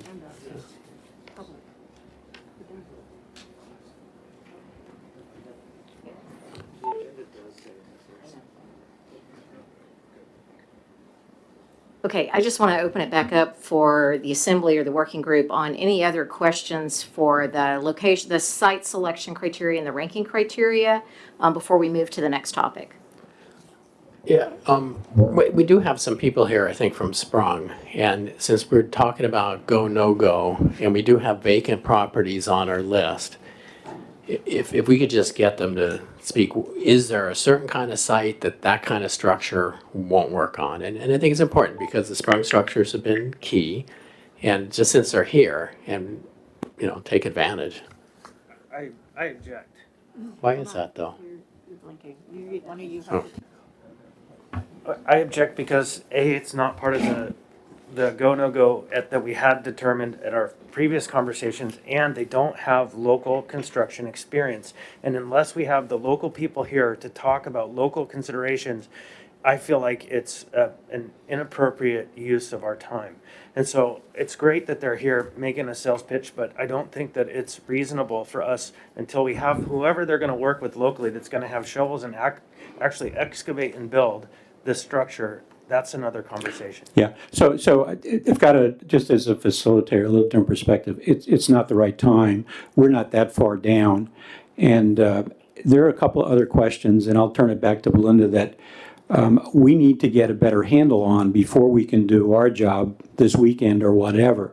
And one, if you look in the paper there, I want to test with the other assembly members and some of the other, the funner stuff. What's the capacity? What's the number we're talking about? We have some data in there about, as a planning factor, about the numbers of homeless we think we need to have mass shelter capacity for this winter. And among the other criteria, that's a tough space, and it will drive decisions. But I'd like to, Belinda, if you can, and there may be other things there, I don't want to limit you, Belinda, but we need to get some information on that issue in order to compare at a basic screening level some of the alternatives we're going to have to work through. But Belinda, go ahead. Okay, so Tom's talking about the planning assumptions we have on page 6, where we have cataloged the best information that the group had for existing winter mass care maximum capacities. And then also you can see the bullets below, it's identifying additional demand for this coming winter. So inviting any questions or feedback to help us finalize those planning assumptions. My understanding is that Ms. Boyle has better or different information for us on the number currently unsheltered. Okay, Ms. Boyle, are you still on the line? I am. Thank you. Can you guys hear me? Yes. So again, at first pass with these numbers, and I do have our director of operations who's on the call as well, and she's my numbers person, so she can certainly jump in if there's more, I think, detailed questions. But at first glance, I think that the number that seems off to me is the first bullet point under the list where it says estimate of 50 people currently unsheltered. So I do just want to talk about some of the historical data, and at any given point in time in the winter, based on the point in time count, which is not my favorite data point, but one that we've had consistently in Anchorage in January for a very long period of time, we typically see somewhere between 100 and 150 people outside in the winter months in January. What I will also say is we did year-round street outreach for the first time from 2020 to 2021, and we actually saw significantly more people than that. This 50 number is too low. I would say that this January of 2021, we saw 185 people outside. And again, I've heard both the Assembly and the administration commit to year-round camp abatement. So I think one factor we need to consider is this number should likely be closer to 200. We have seen over 1,500 unique people over the course of a year outside. We're looking at about 185 during the winter months throughout the month. About a third of those folks never use our shelter. And so one, I think We need to be considerate of capacity to allow unsheltered people to come in. We know that those folks come inside when it snows, when it hits below 10 degrees, certainly when things like the fires happen. But it will also be the only way, from my understanding, I am not a lawyer, but my understanding is that would be the only way the city would be able to proceed with year-round camp abatement is if we had adequate capacity for our unsheltered neighbors. I think the other thing to think about also is in the selection process for a site or sites, what we are very aware of, any street outreach person, any shelter provider on the call can certainly share their opinions about this. The bigger the shelter, the less likely our unsheltered folks are to come inside. So I think one thing to think about is shelter is not always a popular alternative to folks that are chronically in encampment. Housing gets those folks off the street. And so I want to say that I would use the number of 185 as a better proxy for sheltered estimate, which brings this number up by about 135. But I would also say people have free will, and a lot of those folks have very good reasons for not coming into a shelter. We are legally required to have their capacity, but the actual solution to that particular challenge with camp is going to be supportive housing. And of course, this plan does not yet address that side of the continuum. Any questions or comments for that? In our previous negotiating, this is Christopher Constant, previous negotiating sessions, it became really clear that there are a number of methodologies and sources for numbers for the individual assumptions for how many individuals there are. And we haven't yet come to a position where we all agree on the method and sources for the numbers. And so what I think is clear here is that that is still the case. And I'm hopeful in the process, as I said before, that we come to a point where we agree on the sources and the methods for creating and establishing the numbers that we're working off of. So I, at this point, don't believe that any number we have here will be accurate. This is just a preliminary stab. Even if we take Jasmine's number, Ms. Boyle's number, and increase that line item, until I see a methodology that demonstrates, and we all agree, the numbers are flexible or shifting. Thanks, Chris. I don't think, as a facility, you will get to an exact number. So we're talking a range here, right? And then there's going to be you're going to have contingency. Yeah. Yes, sir. What I mean is a method and a source that we agree on, right? So whatever outcome that is, which a range or however it is, we should be able to come through this negotiation or this facilitated process to an agreed method for identifying the number of people so that we're playing from the same sheet of music.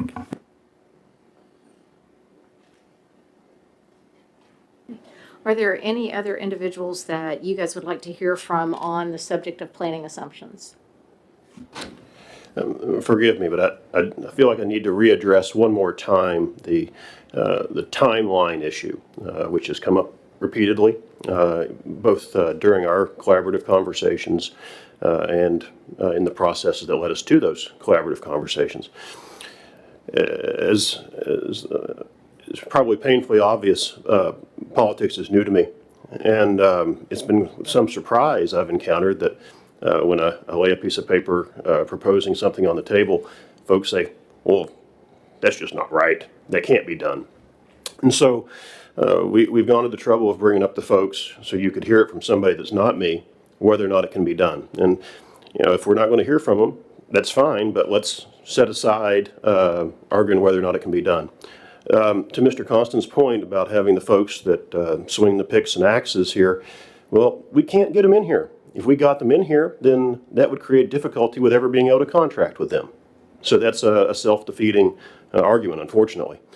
What we do have is a person who has stood and watched this type of structure be erected in Alaska, and that's as close as we can get. And so, for me, it's one or the other. Either let's set aside that this is an the straw argument that this is impossible, or let's hear from the folks who are experts and see what they have to say.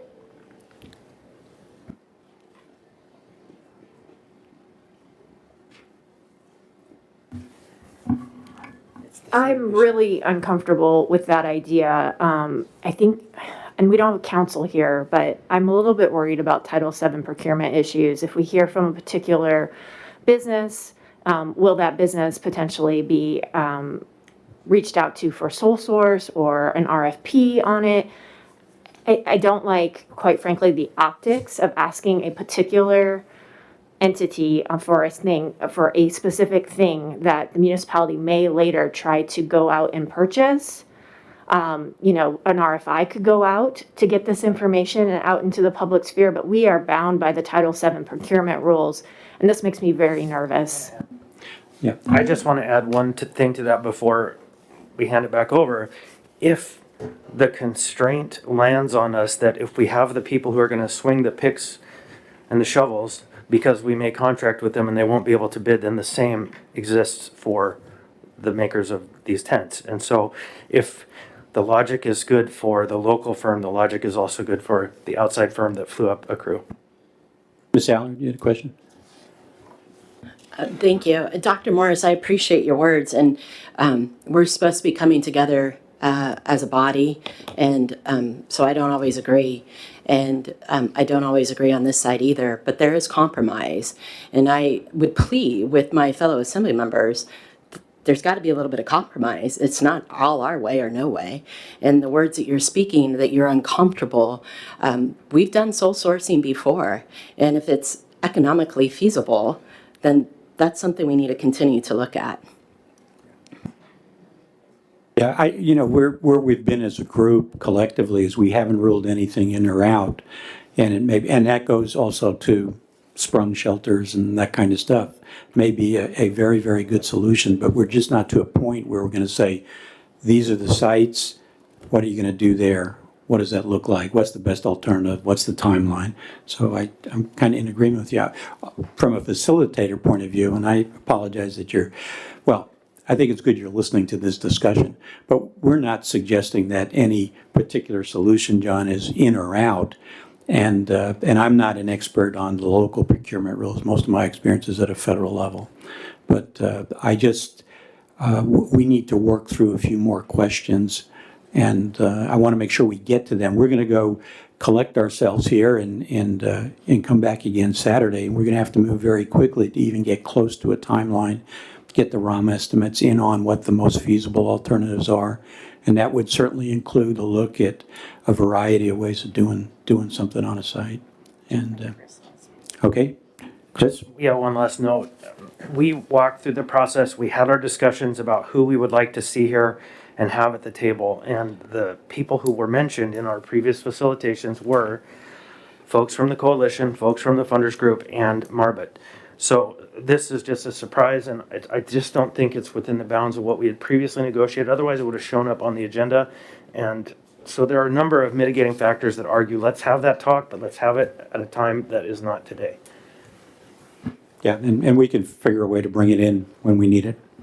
John? Yeah, thanks. It might be more effective too. Fairly soon, we'll have one of the term contractors reviewing the costs on things, and that would be time for sprung shelters and other shelters to talk to them and say, here's what we offer. So it would really be more effective. You could tell us, I've seen sprung shelters and been in them, but I think most of what you would tell us really should go to them and not us anyway. So we're not builders. Thanks.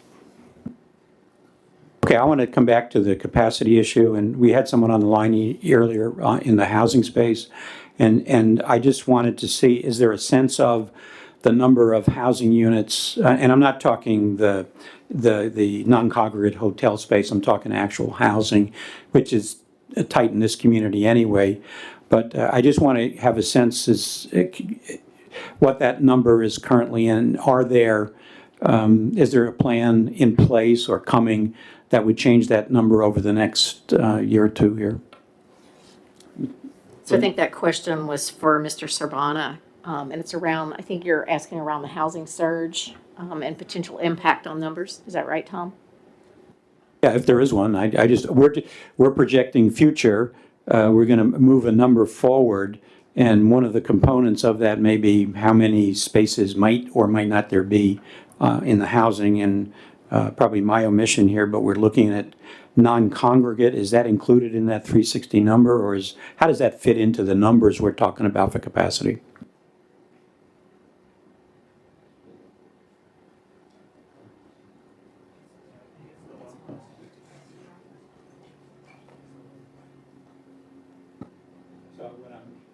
So Chris, maybe help me out here. You're thinking it's longer term. I'm assuming there's always flow in and flow out, but maybe help me out. Okay, I think I understand the question. We want to know more about what's the current inflow versus outflow into shelter, and how that relates to the current housing surge that's underway. Ms. Boyle is the one keeping the data for a large part with regard to the housing surge. There were some presentations at the last committee on housing and homelessness. I'm happy to make sure those documents are to everyone, but that housing surge is new, and so she could probably share with us some of those preliminary numbers she shared with us at the committee, knowing that they're going to change. We'll have additional data coming soon. And I would just reiterate that one thing that we haven't yet done through our facilitated process is come to an agreement on the methods and approach to identifying what the specific numbers are. And so in some ways, that's a step beyond where we have done the preliminary work. I'm just saying, is there anything else that would help us with a planning assumption around numbers for this winter? And that was unclear in my mind how that fit or not.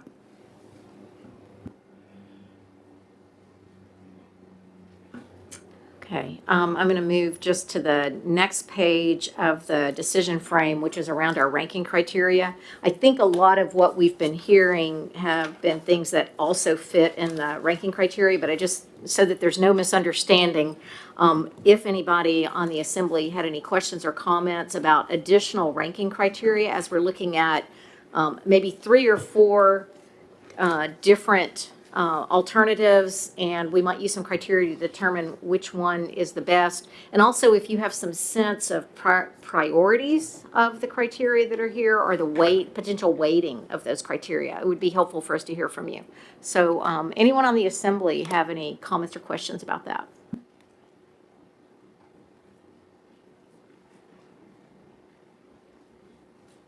And Belinda's right, we did get some comment, but I would tell you, going through the process of narrowing down alternatives, you're going to have to, this work group will have to come up with some sense of how to rank these variety of criteria. So you can do it through a weighting process. There's some kind of risk component to some of it, but if you have any thoughts there, and if you don't have them right now, again, use the process we've got here to send the information in, just what your perspective is, because we will have to come to grips with that at some point here pretty quickly.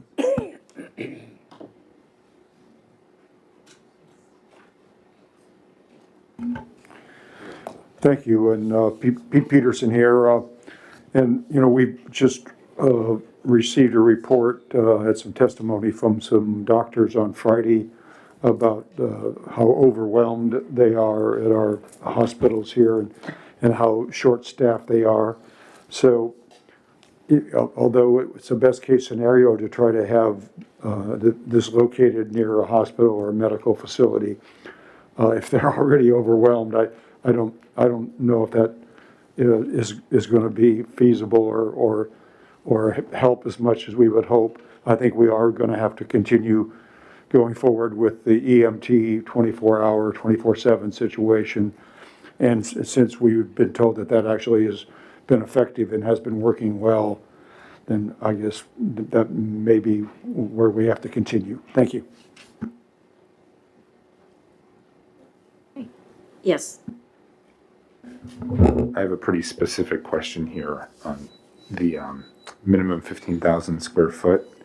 I'm wondering where that number came from, and also if someone could give me a sort of visualization of what that looks like. And again, I understand that for the mass care facility that we want a very large facility, but these are also for the long-term homeless and transient shelter. We have examples of very good transient shelters. For example, Gospel Rescue Mission is at 15,000 square feet.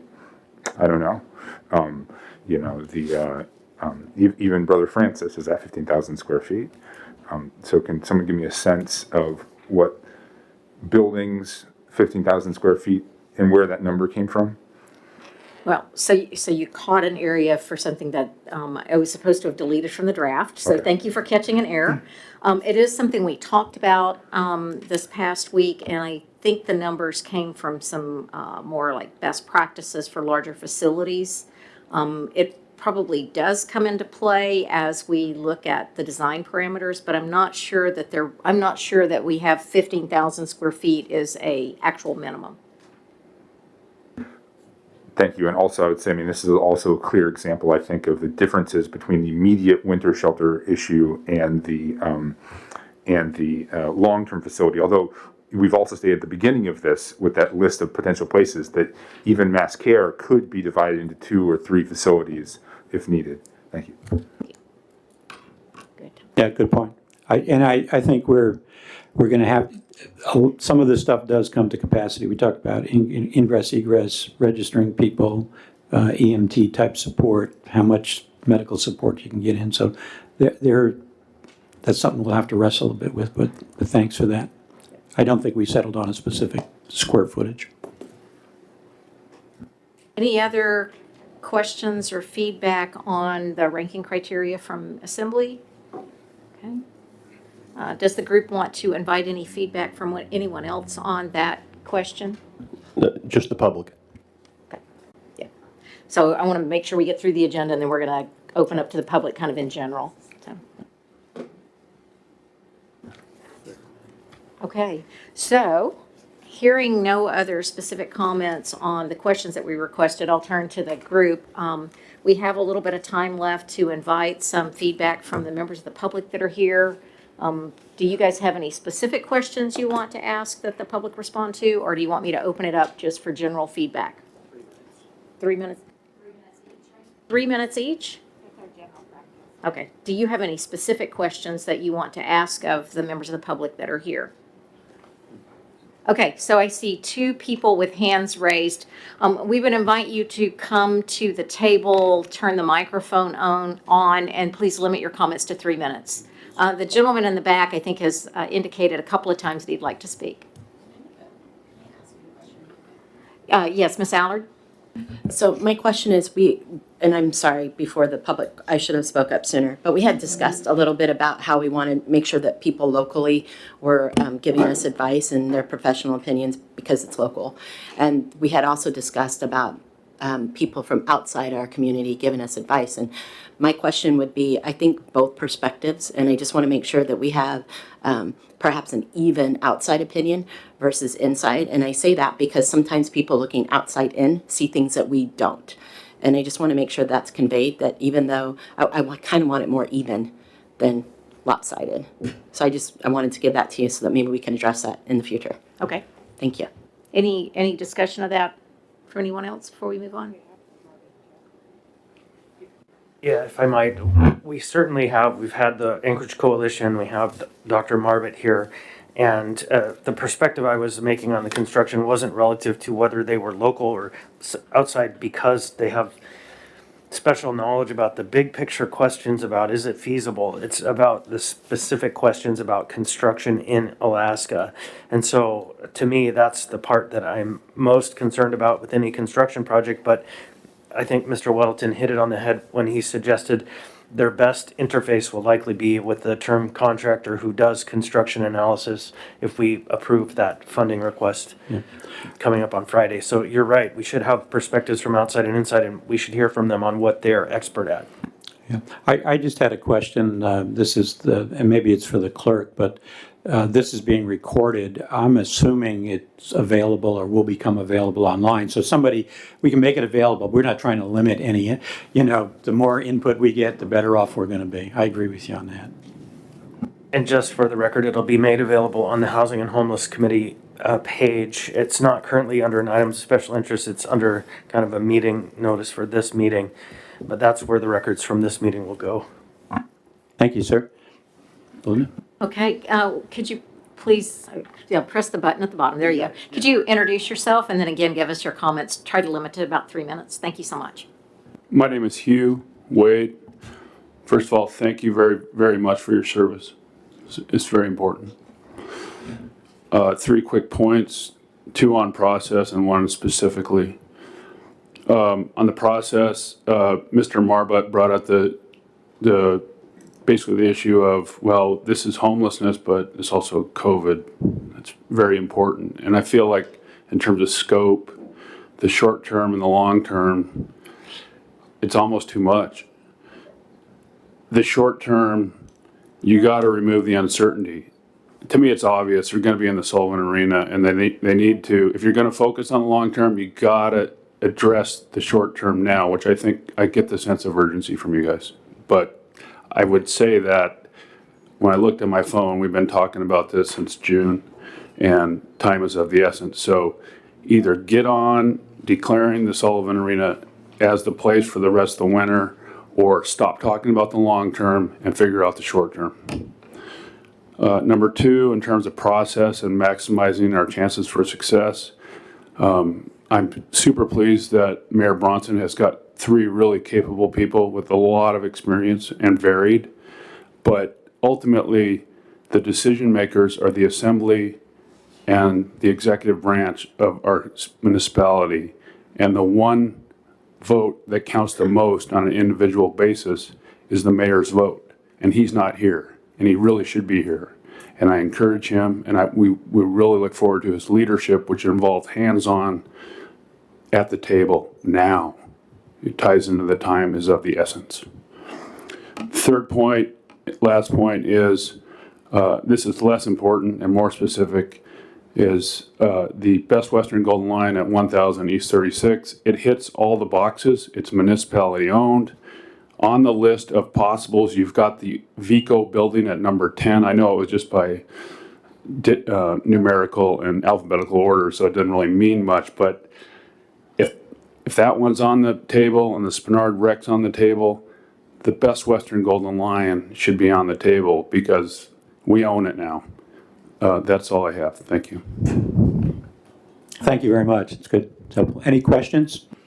I would like to speak to the Golden Lion in particular. I think there's some information out there that continues to persist. The Golden Lion was purchased with funds that are explicitly for a drug and alcohol treatment facility, and so can only be used for that purpose. Additionally, the Assembly approved the restriction on that purchase that it could not be used for a homeless and transient shelter, but I see why you bring it up. Thank you. Okay, thank you so much. Appreciate it. Let's see. Can I address something really quick? Yes, Ms. Allard. Thank you. I appreciate your testimony, and being military, there's sometimes a reason why the big guy is not here. And I would just like to direct that question about why the mayor isn't here today to Mr. Campbell, if he could put that on record for everybody. I guess I better move.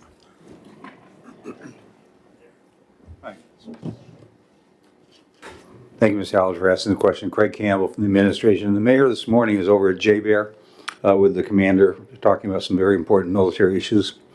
But we report directly to the mayor, have great confidence in the mayor, and the mayor is involved and we brief him, and he will be making the decision. The 3 of us at this table will not. I'd like to see him at the table here now. Thank you. Mr. Barrett. No, go ahead. Thank you. I just would add that one of the branches of government is here. We're not convening a meeting, but there is a quorum here. And so the Assembly is fully present. And in our discussions previously, and it wasn't really nailed down for today because the timelines are short and scheduling is hard, it is important to have the mayor present when we get closer to points of making decisions, because then the 2 branches are convened. You, as Mr. Wade suggests, are great and experienced and have lots of input, but you're not, in fact, a head of a branch of government. And so I'm hoping we can build into the process that is part of the expectations as we get closer. May I do a quick follow-up? Yes. Thank you. And Mr. Constant, I completely agree, and I think there will be a time when the mayor will be sitting in. But I also wanted to reiterate to Mr. Wade, we do have real-world issues, and when our mayor is representing us at the federal base, those things do have to be addressed. I'm not trying to stick up for anybody. I just want to make clear that there are other world issues. We have things going on overseas in Afghanistan, so I appreciate it. Thank you. Yes, ma'am. Come forward, and if you would introduce yourself and You have 3 minutes for some quick comments. Thank you so much for being here. Hi, my name is Yarrow Silvers. I just had a couple of comments. I think it's really important that your location, your short-term plan fit in with and leave resources and political will available for all the systems that people can navigate to. So once you're done with this short-term plan and the navigation center, you need to have the places as well that people can navigate to. So the housing, the treatment, the rehabilitation, and the other things. I also just had a couple questions that kind of came up, and I don't expect them to be answered right here, but maybe they're things that can be deliberated on when it's appropriate. So the questions I had, one was for Dr. Morris, and I wanted to know if he's envisioning that people are going to remain in the navigation center until they're ready for fully self-sufficient permanent housing. Or are you leaving room for those resources like transitional housing and permanent supportive housing? No, absolutely. It's if we had 100 different folks come to the navigation center, I would expect there to be 100 different paths for them to take. Some we do, technically speaking, diversion. You know, the folks who have just lost a job or something, their best destination may be a hotel room for a week. Another person may require a lot of time in that it takes us a while to find a better place for them. The goal is to transition folks through there as quickly and as effectively as possible. Okay, thanks. I'm glad to hear that. And then my final question was just something based on something that Mr. Marbut said. And he stated that 450 people are best on a cost basis. What I think we really need to focus on is, what about an outcome basis? So I just don't lose sight of that. And that's it.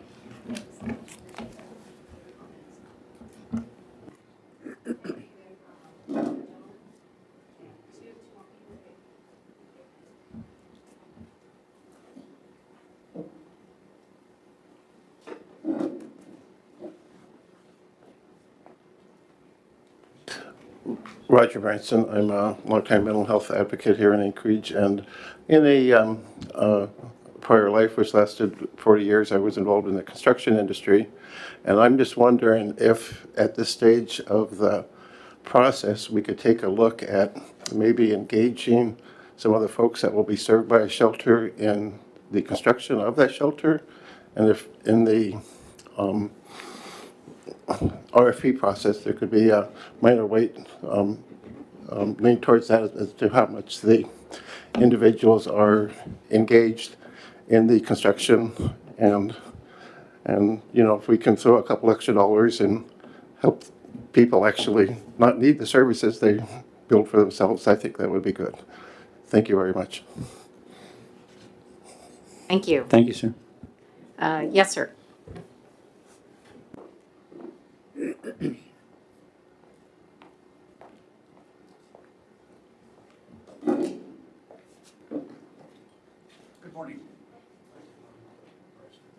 Okay. Good morning. My name is Kevin Derling. Appreciate the opportunity to speak this morning. I'm a 40-year Alaska resident. Most of that time I've lived in the municipality of Anchorage. And once again, I'm speaking as a private citizen today, which also has vast experience assembling tension membrane buildings with aluminum frames in the Alaska climate. We've got 40 of these buildings in Alaska. I've personally been on site when this type of building is built at 20 below zero. I've seen these buildings built at a couple thousand square feet per day with a 10-man crew. And I'm happy to answer any more questions, but I just want the assembly folks to know that this is a product, tension membrane structure, that can be built in our adverse climate. It'd be much better to be built in the summer, much better to be built in, you know, a long lead time, but it can be delivered in weeks' time and assembled in weeks' time after that. Two questions. First, can you spell your last name? Durling. Thanks. And the second question, all of those structures that you just mentioned, you said there are many of them up here. Do you know who manufactures those?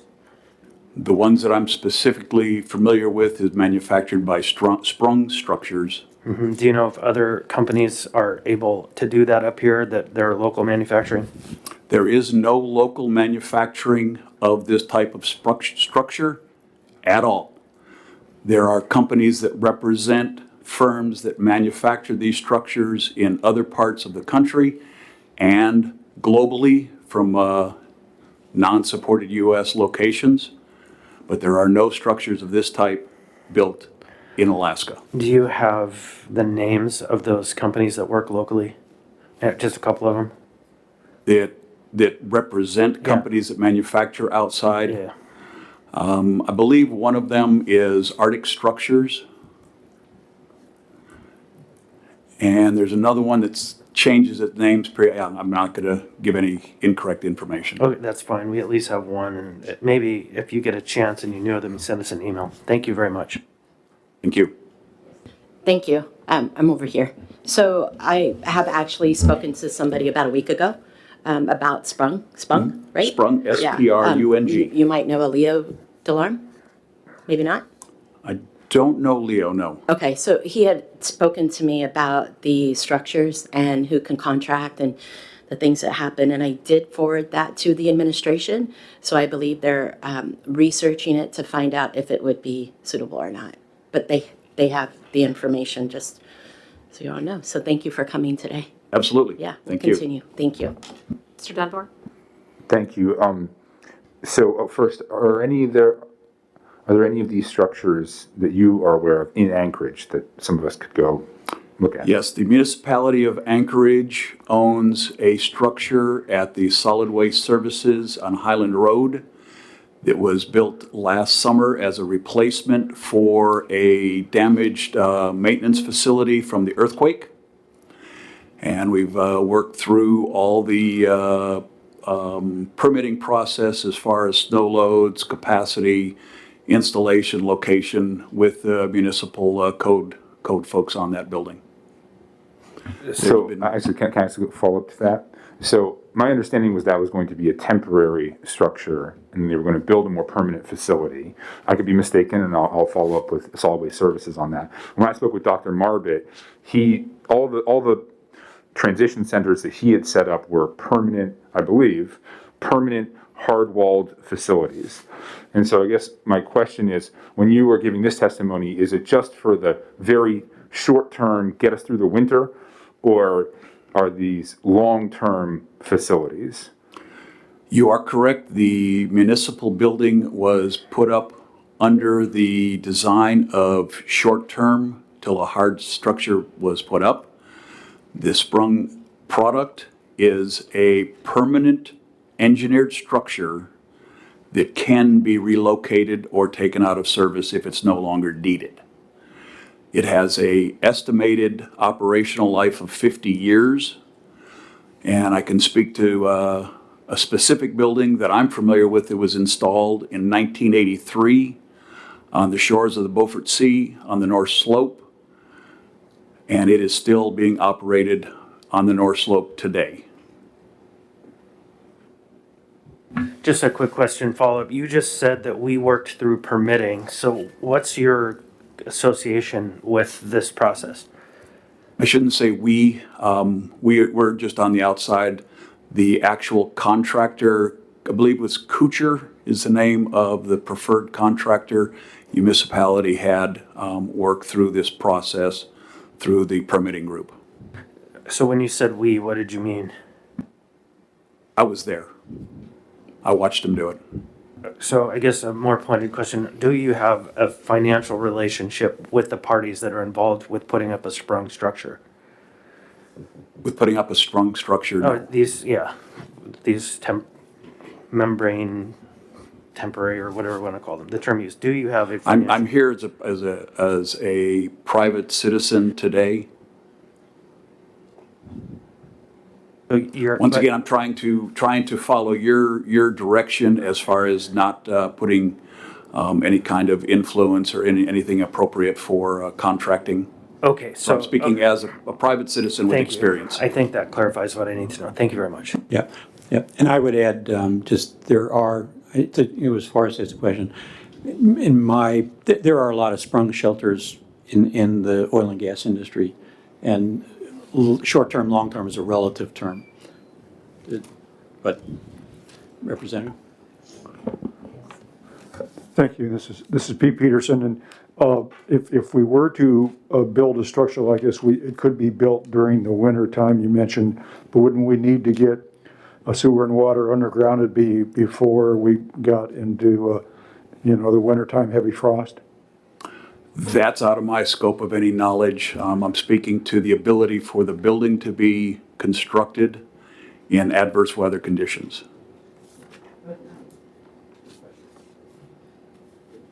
Are you familiar with the use of any of these types of structures within Alaska for habitation, for people to live in?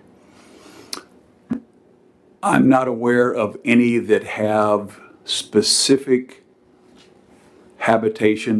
There's many of them that are used by individuals for long terms during the day, recreational facilities, but I can't speak to if there's any that actually have sleeping arrangements in the buildings in Alaska, but there are hundreds across the nation that have that type of application. Can I reference this conversation? Dr. Morris, can you explain what SIPS is? SIPS, in regards to your conversation 2 days ago that you had with Sprung? To my knowledge, I wasn't talking with Sprung. I was talking to the Leo Delarme fella. I didn't know he had an association with Sprung. He does, but okay. yeah, that's why I sent him to you. But that's okay. Could you speak on what SIPS is, please? He actually was mentioning an entirely different idea for rapid construction using structural insulated panels. It's a couple sheets of plywood, a bunch of injected insulation in the middle. You can put them together like puzzle pieces. I have to know a little bit about them because I wanted to use them on a house for myself and my wife, and the municipality told me I couldn't. So it was a relatively short conversation with him, and I honestly did not know that he had an association with Sprung. To some of the other questions, there are Sprungs that I know of. I didn't actually know about the one at the Solid Waste Authority.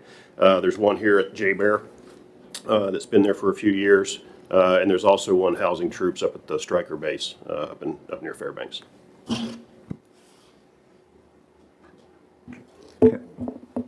Can I ask a quick follow-up? Yes. On that, actually, this is for you, Dr. Morris. The facilities on J-Bear and at the Stryker base, are they used for habitation? Are they garages the way the SWS is, or what are they used for? I haven't visited either. I'm told that the one on J-Bear is for a hangar type facility. And the one at Fairbanks, there's several at Fairbanks. One they have troops in, the others they hold the equipment in. But I haven't been to visit them. Thank you. Okay, any other comments or questions for Mr. Darling? I think I've used up my time, so I'll yield to the next person. Thank you so much. Thank you very much. Was there anyone else in the public? I have two people, you, sir, and then you. Thank you. Yes.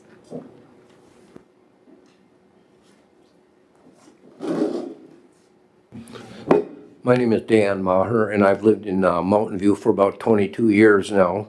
I've had numerous conversations with Christopher Constant since he's my assembly person, and he knows that I have the best interest of my community at heart. One of the things that concerns me about the homeless is that in the last 10 years, it's gotten not worse, a whole lot worse. And one of the things I do is I walk every day in Davis Park. And first 10 years, I didn't find needles, occasional broken booze bottle. And I made it kind of my mission is to go through and I'd pick up garbage all the time. I worked with the Mountain View cleanup and do a lot of cleaning up in the Davis Park. And the more things keep going on, last 10 years, I've picked up thousands of needles, thousands of broken bottles. Right now, there's at least 50 camps in Davis Park. And one of the things like Christopher said, people poop, and they poop in the woods. In the last couple of weeks, they pushed the homeless out of the snow dump and into Davis Park Woods. And instead of seeing neighborhood people walking their dogs like I do, now I just see homeless people, and you see way less than 10% of the people who had been enjoying the woods. People are afraid of the homeless people. I have a good rapport with a lot of them. They leave me alone. I've had some of them come up and skulk up behind me like they were, going to attempt something. But between my dog and the fact that I do carry, I've just told them, don't mess with me, and they don't. And but it's not a comfortable situation. So, and in the last 10 years, and just before the meeting started, I talked a little bit with Christopher, and he was saying, they had a plan, and with the new administration there, they didn't like the plan, and they want their plan, and I can only encourage, without taking sides on either one, let's get something done, and the sooner the better. Thank you. Thank you very much. Thank you, sir. I think we had one more person.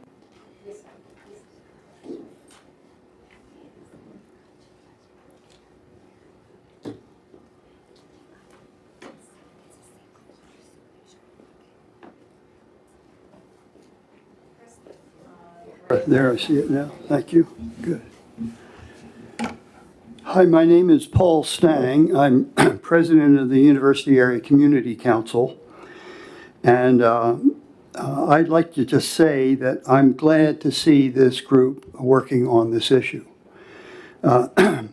We learned about the mayor's desire to have a sprung structure hired, built, and brought up here and installed as a proposal that the only definition we saw was a PowerPoint set of slides, which left a lot of information out. We're glad that the Muni is looking more broadly at this issue. Our community was very upset about that, the proposal. It turned out that we have our monthly community council meeting, but this clearly needed special attention, so we had to call a special meeting. Independently of what we normally do in our community council, a whole bunch of neighbors really took it among themselves to voice their opinions and put some signs up and what have you. I thought that was good. So we jumped in and we prepared a 7-page letter with a lot of effort, a lot of input, dated July 8th. It was sent at midnight on the nose to all assembly members, to the mayor's office, to John Morris. I don't know if you other fellows from the mayor's office have had a chance to see it or read it. I don't know. I hope you have. In fact, I hope if any of you haven't read it, you would read it carefully. A lot of the issues that you've been discussing are issues we discussed, because there was no network or framework in which to discuss. We had to make up our own. And even though it was focused on that one somewhat vague proposal, the issues are similar, no matter what homeless shelter you're talking about. And we tried to cover them the best we could in the time we had. If you don't have a copy of that letter, I think Meg, I know you personally have it, and I know John, you personally have it, can provide it to you, or I could.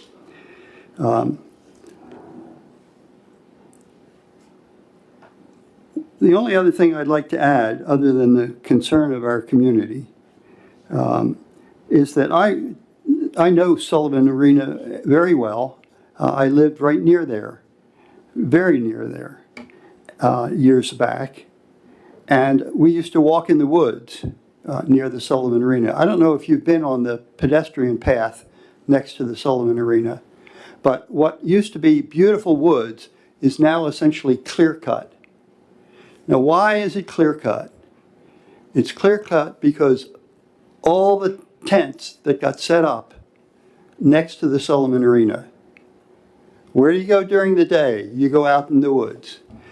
And to combat that, it's obviously clear that the Muni had to come in and essentially clear cut. You used to be able to look 50 feet or so, and then you're obstructed by woods. Now you can look hundreds and hundreds of feet.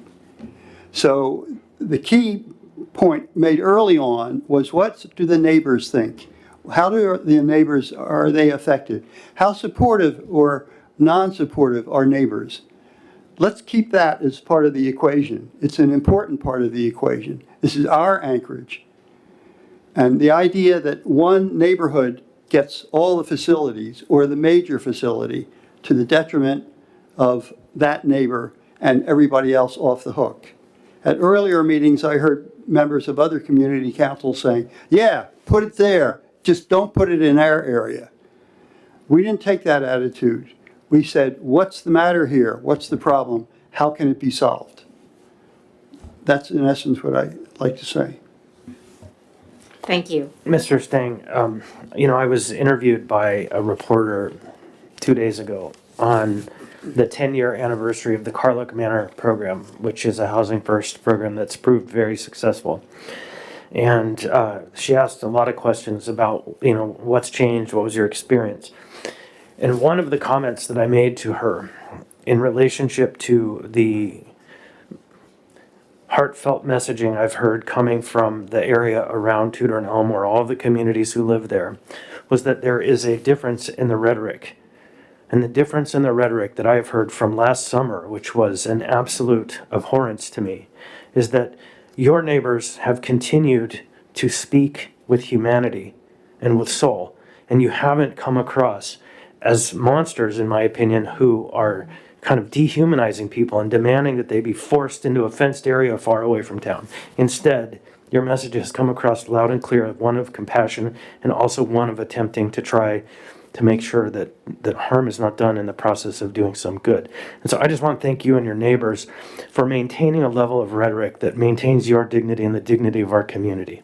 Thank you. I just add to that, if I may, that we have, as you probably all know, a homeless shelter in our community council area that functions fairly well. It's 100 people. Smaller is generally better for well-functioning facilities like that.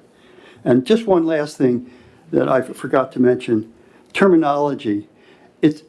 We'll have to say there's been a lot of laughing and give me a break kind of statements about the terminology that's being used. Avoidance of the word homeless, avoidance of the word shelter, use the word navigation facility. Well, maybe transitional center would be better.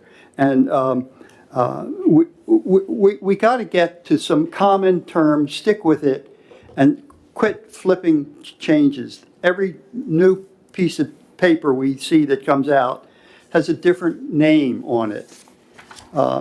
People have to face what we're dealing with and use a term, not one then the other. And no, this isn't a shelter, it's a navigation facility with a shelter in it. No, this isn't a navigation facility, it's a shelter with a navigation facility in it. Come on. Anyway, sorry. I'd just like to comment really briefly to Paul's point about, individuals leave mass care, they leave homeless and transient shelters during the day. And one of the things I think is really pertinent as we move forward is, what is the day engagement? Like, what is the setup of the facility and how are we engaging individuals during the day? A mass care facility or a homeless and transient facility is someone's home for the time being. Are we providing them that living room type space? Is there a reason to stay there? And I don't think we've highlighted the need for that well enough. Of course, there can be outreach services, but people will not be outreaching 8 to 5, 7 days a week. That's just not how it works. So I appreciate your comments, and I think that's really at the forefront of my mind, whether there's a move or not. I think that's something we can do better. Good, good. The clearest we can be, the better for all. The more details, the more facts, the less rhetoric, the less, oh, it's a great thing. You know, that's what we want in our community to hear, so we can make real reasoned judgments. Thank you. Thank you, sir. Thank you. Okay. Yeah, so I think we're at the point of wrapping up. I didn't see anybody else from the public that wanted to make a comment. So I'm going to turn to the assembly and just see if you have any other comments or questions you would like to make before we start wrapping up. Forrest? Just really briefly, I appreciate the work that y'all have done in the working group and the fact that you're focusing on the short term, you know, the oncoming winter and the short term issue of shelter. I think it's really positive. And I just wanted to put that on the record because some of my questions here perhaps could have come across as a little bit negative, but I really appreciate that and dealing with that immediate problem and the fact that you do have so many options on the table. They haven't been vetted yet, but you have so many, I think is really positive. So I just want to say thank you. Thank you. I just wanted to mention that I wasn't aware until just a little while ago that the Muni actually owns one of these spun type structures, and that may be, we might want to take a trip to view this facility and just to get a little more, understanding of what exactly they look like and how it might work for a possible solution to this problem. Thank you. Yeah, I wanted to thank the three members who did get together and given me a little bit different perspective on the work they've done on this, so thank you. But I also want to add that this is probably, I think I am the newest on the assembly, and watching everything in the past couple administrations, this is progress. And I'm really happy to see that we have a team administration that's come forth, that the assembly has come forth, and I really believe we will have a solution sooner than not, and that we don't have to wait 6 years, and that everybody deserves to have the shelter we're looking for. And I did want to make a comment that one of the, Yarrow, I don't know if she's still here, had made a comment about when Dr. Marmot had said about 450 people to make it feasible fiscally. And I took that when he had said it, that we could provide better service sometimes as a bulk. So like when you go to Costco and buy a lot of bread, it's a less expensive and it feeds more people. So I think that that was what he was meaning by it. And I just appreciate everybody's input, period. So thank you. So I think we have Ms. Boyle would like to make a comment. Yes, go ahead. Thank you, Assemblymember Constant. I just want to respond to a couple of things I heard very briefly. And again, as we discussed earlier, we'll provide more substantive comments on the document. One, I do want to second, if I may, what Assemblymember Allard just said. You know, 3 years ago, the conversation in the winter was, should we utilize city buses to allow people to sleep upright while the buses are plugged in when it's lower than 10 degrees to keep them warm? The fact that that isn't even on the table as an option is a sign of progress. And I deeply respect the urgency of the conversation, perhaps even the frustration around the conversation. But everything we're talking about represents a step forward for people experiencing homelessness and for the larger community and the concerns I've heard for 4 years now about public health and safety. And so I want to start with recognition that this is a wonderful progress for our community. Any of these options is a step forward, I believe. I also believe some of these options will be a better step forward for tomorrow and for a longer-term strategy. That being said, I'm hearing a lot of talk about a navigation center or a shelter, and I definitely respect the folks earlier who shared with public comment that some of those semantics are confusing to the public. I do just want to say again, with some insider privilege, and there are a number of shelter providers and other experts who are on the line who I'm sure would be happy to answer questions. I think Nancy Burke is on the line, Lisa Aquino. I believe someone from the health department, perhaps Nicole, is also on the line. But I think what I want to make clear is that every shelter provider in this community has long come to the coalition and advocated for navigation services.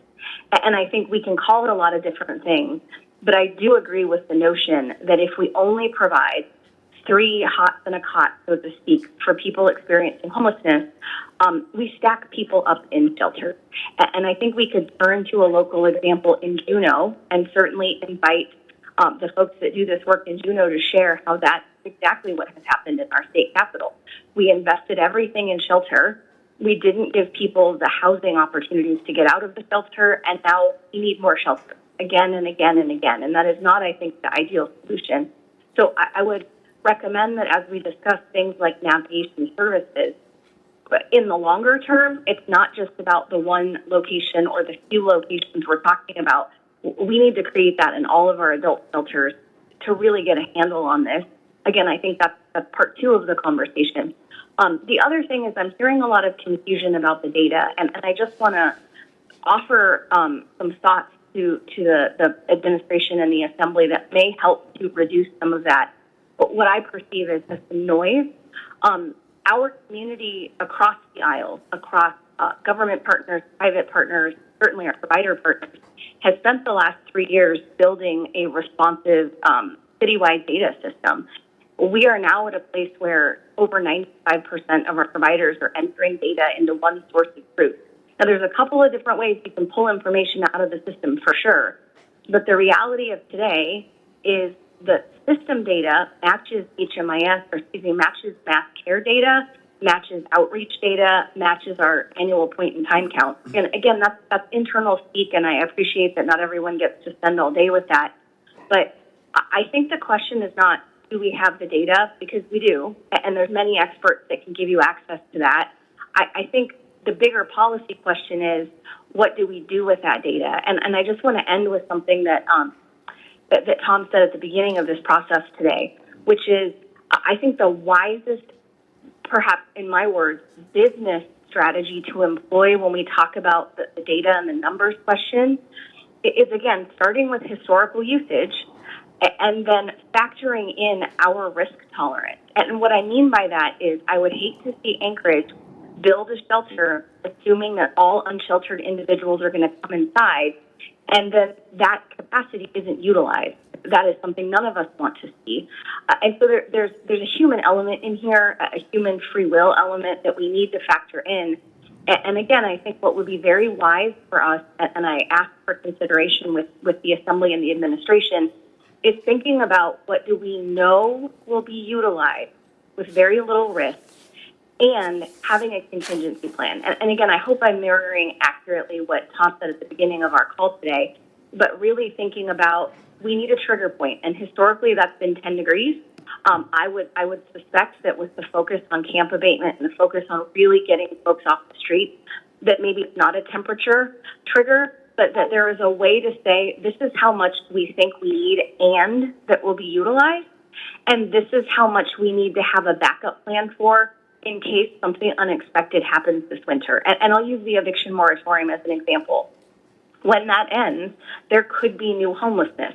I don't think we need to plan for that today because we don't know when it will end. We don't know what the scale of the impact will be, but we should have something in our back pocket, I believe, strategically to trigger. And so, again, I want to make sure that we all understand that the data has been vetted by national, state, and local partners.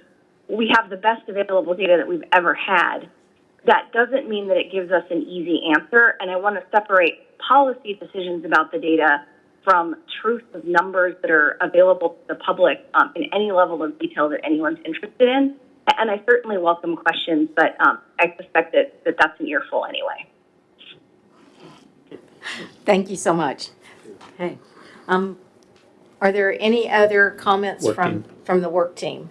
Yes, Larry? Just very briefly, on behalf of this side of the table,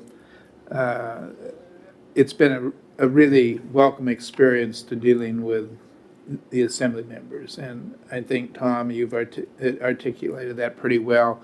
And it's been, I think, a really good thing for our community on the short term, the long term. And as the mayor says frequently, winter is coming. I think that we've been put in this position because of the Sullivan Arena recognition that winter comes every year. But for one time, we've found a vehicle, thanks to you, I might say, by passing the resolution that got this underway.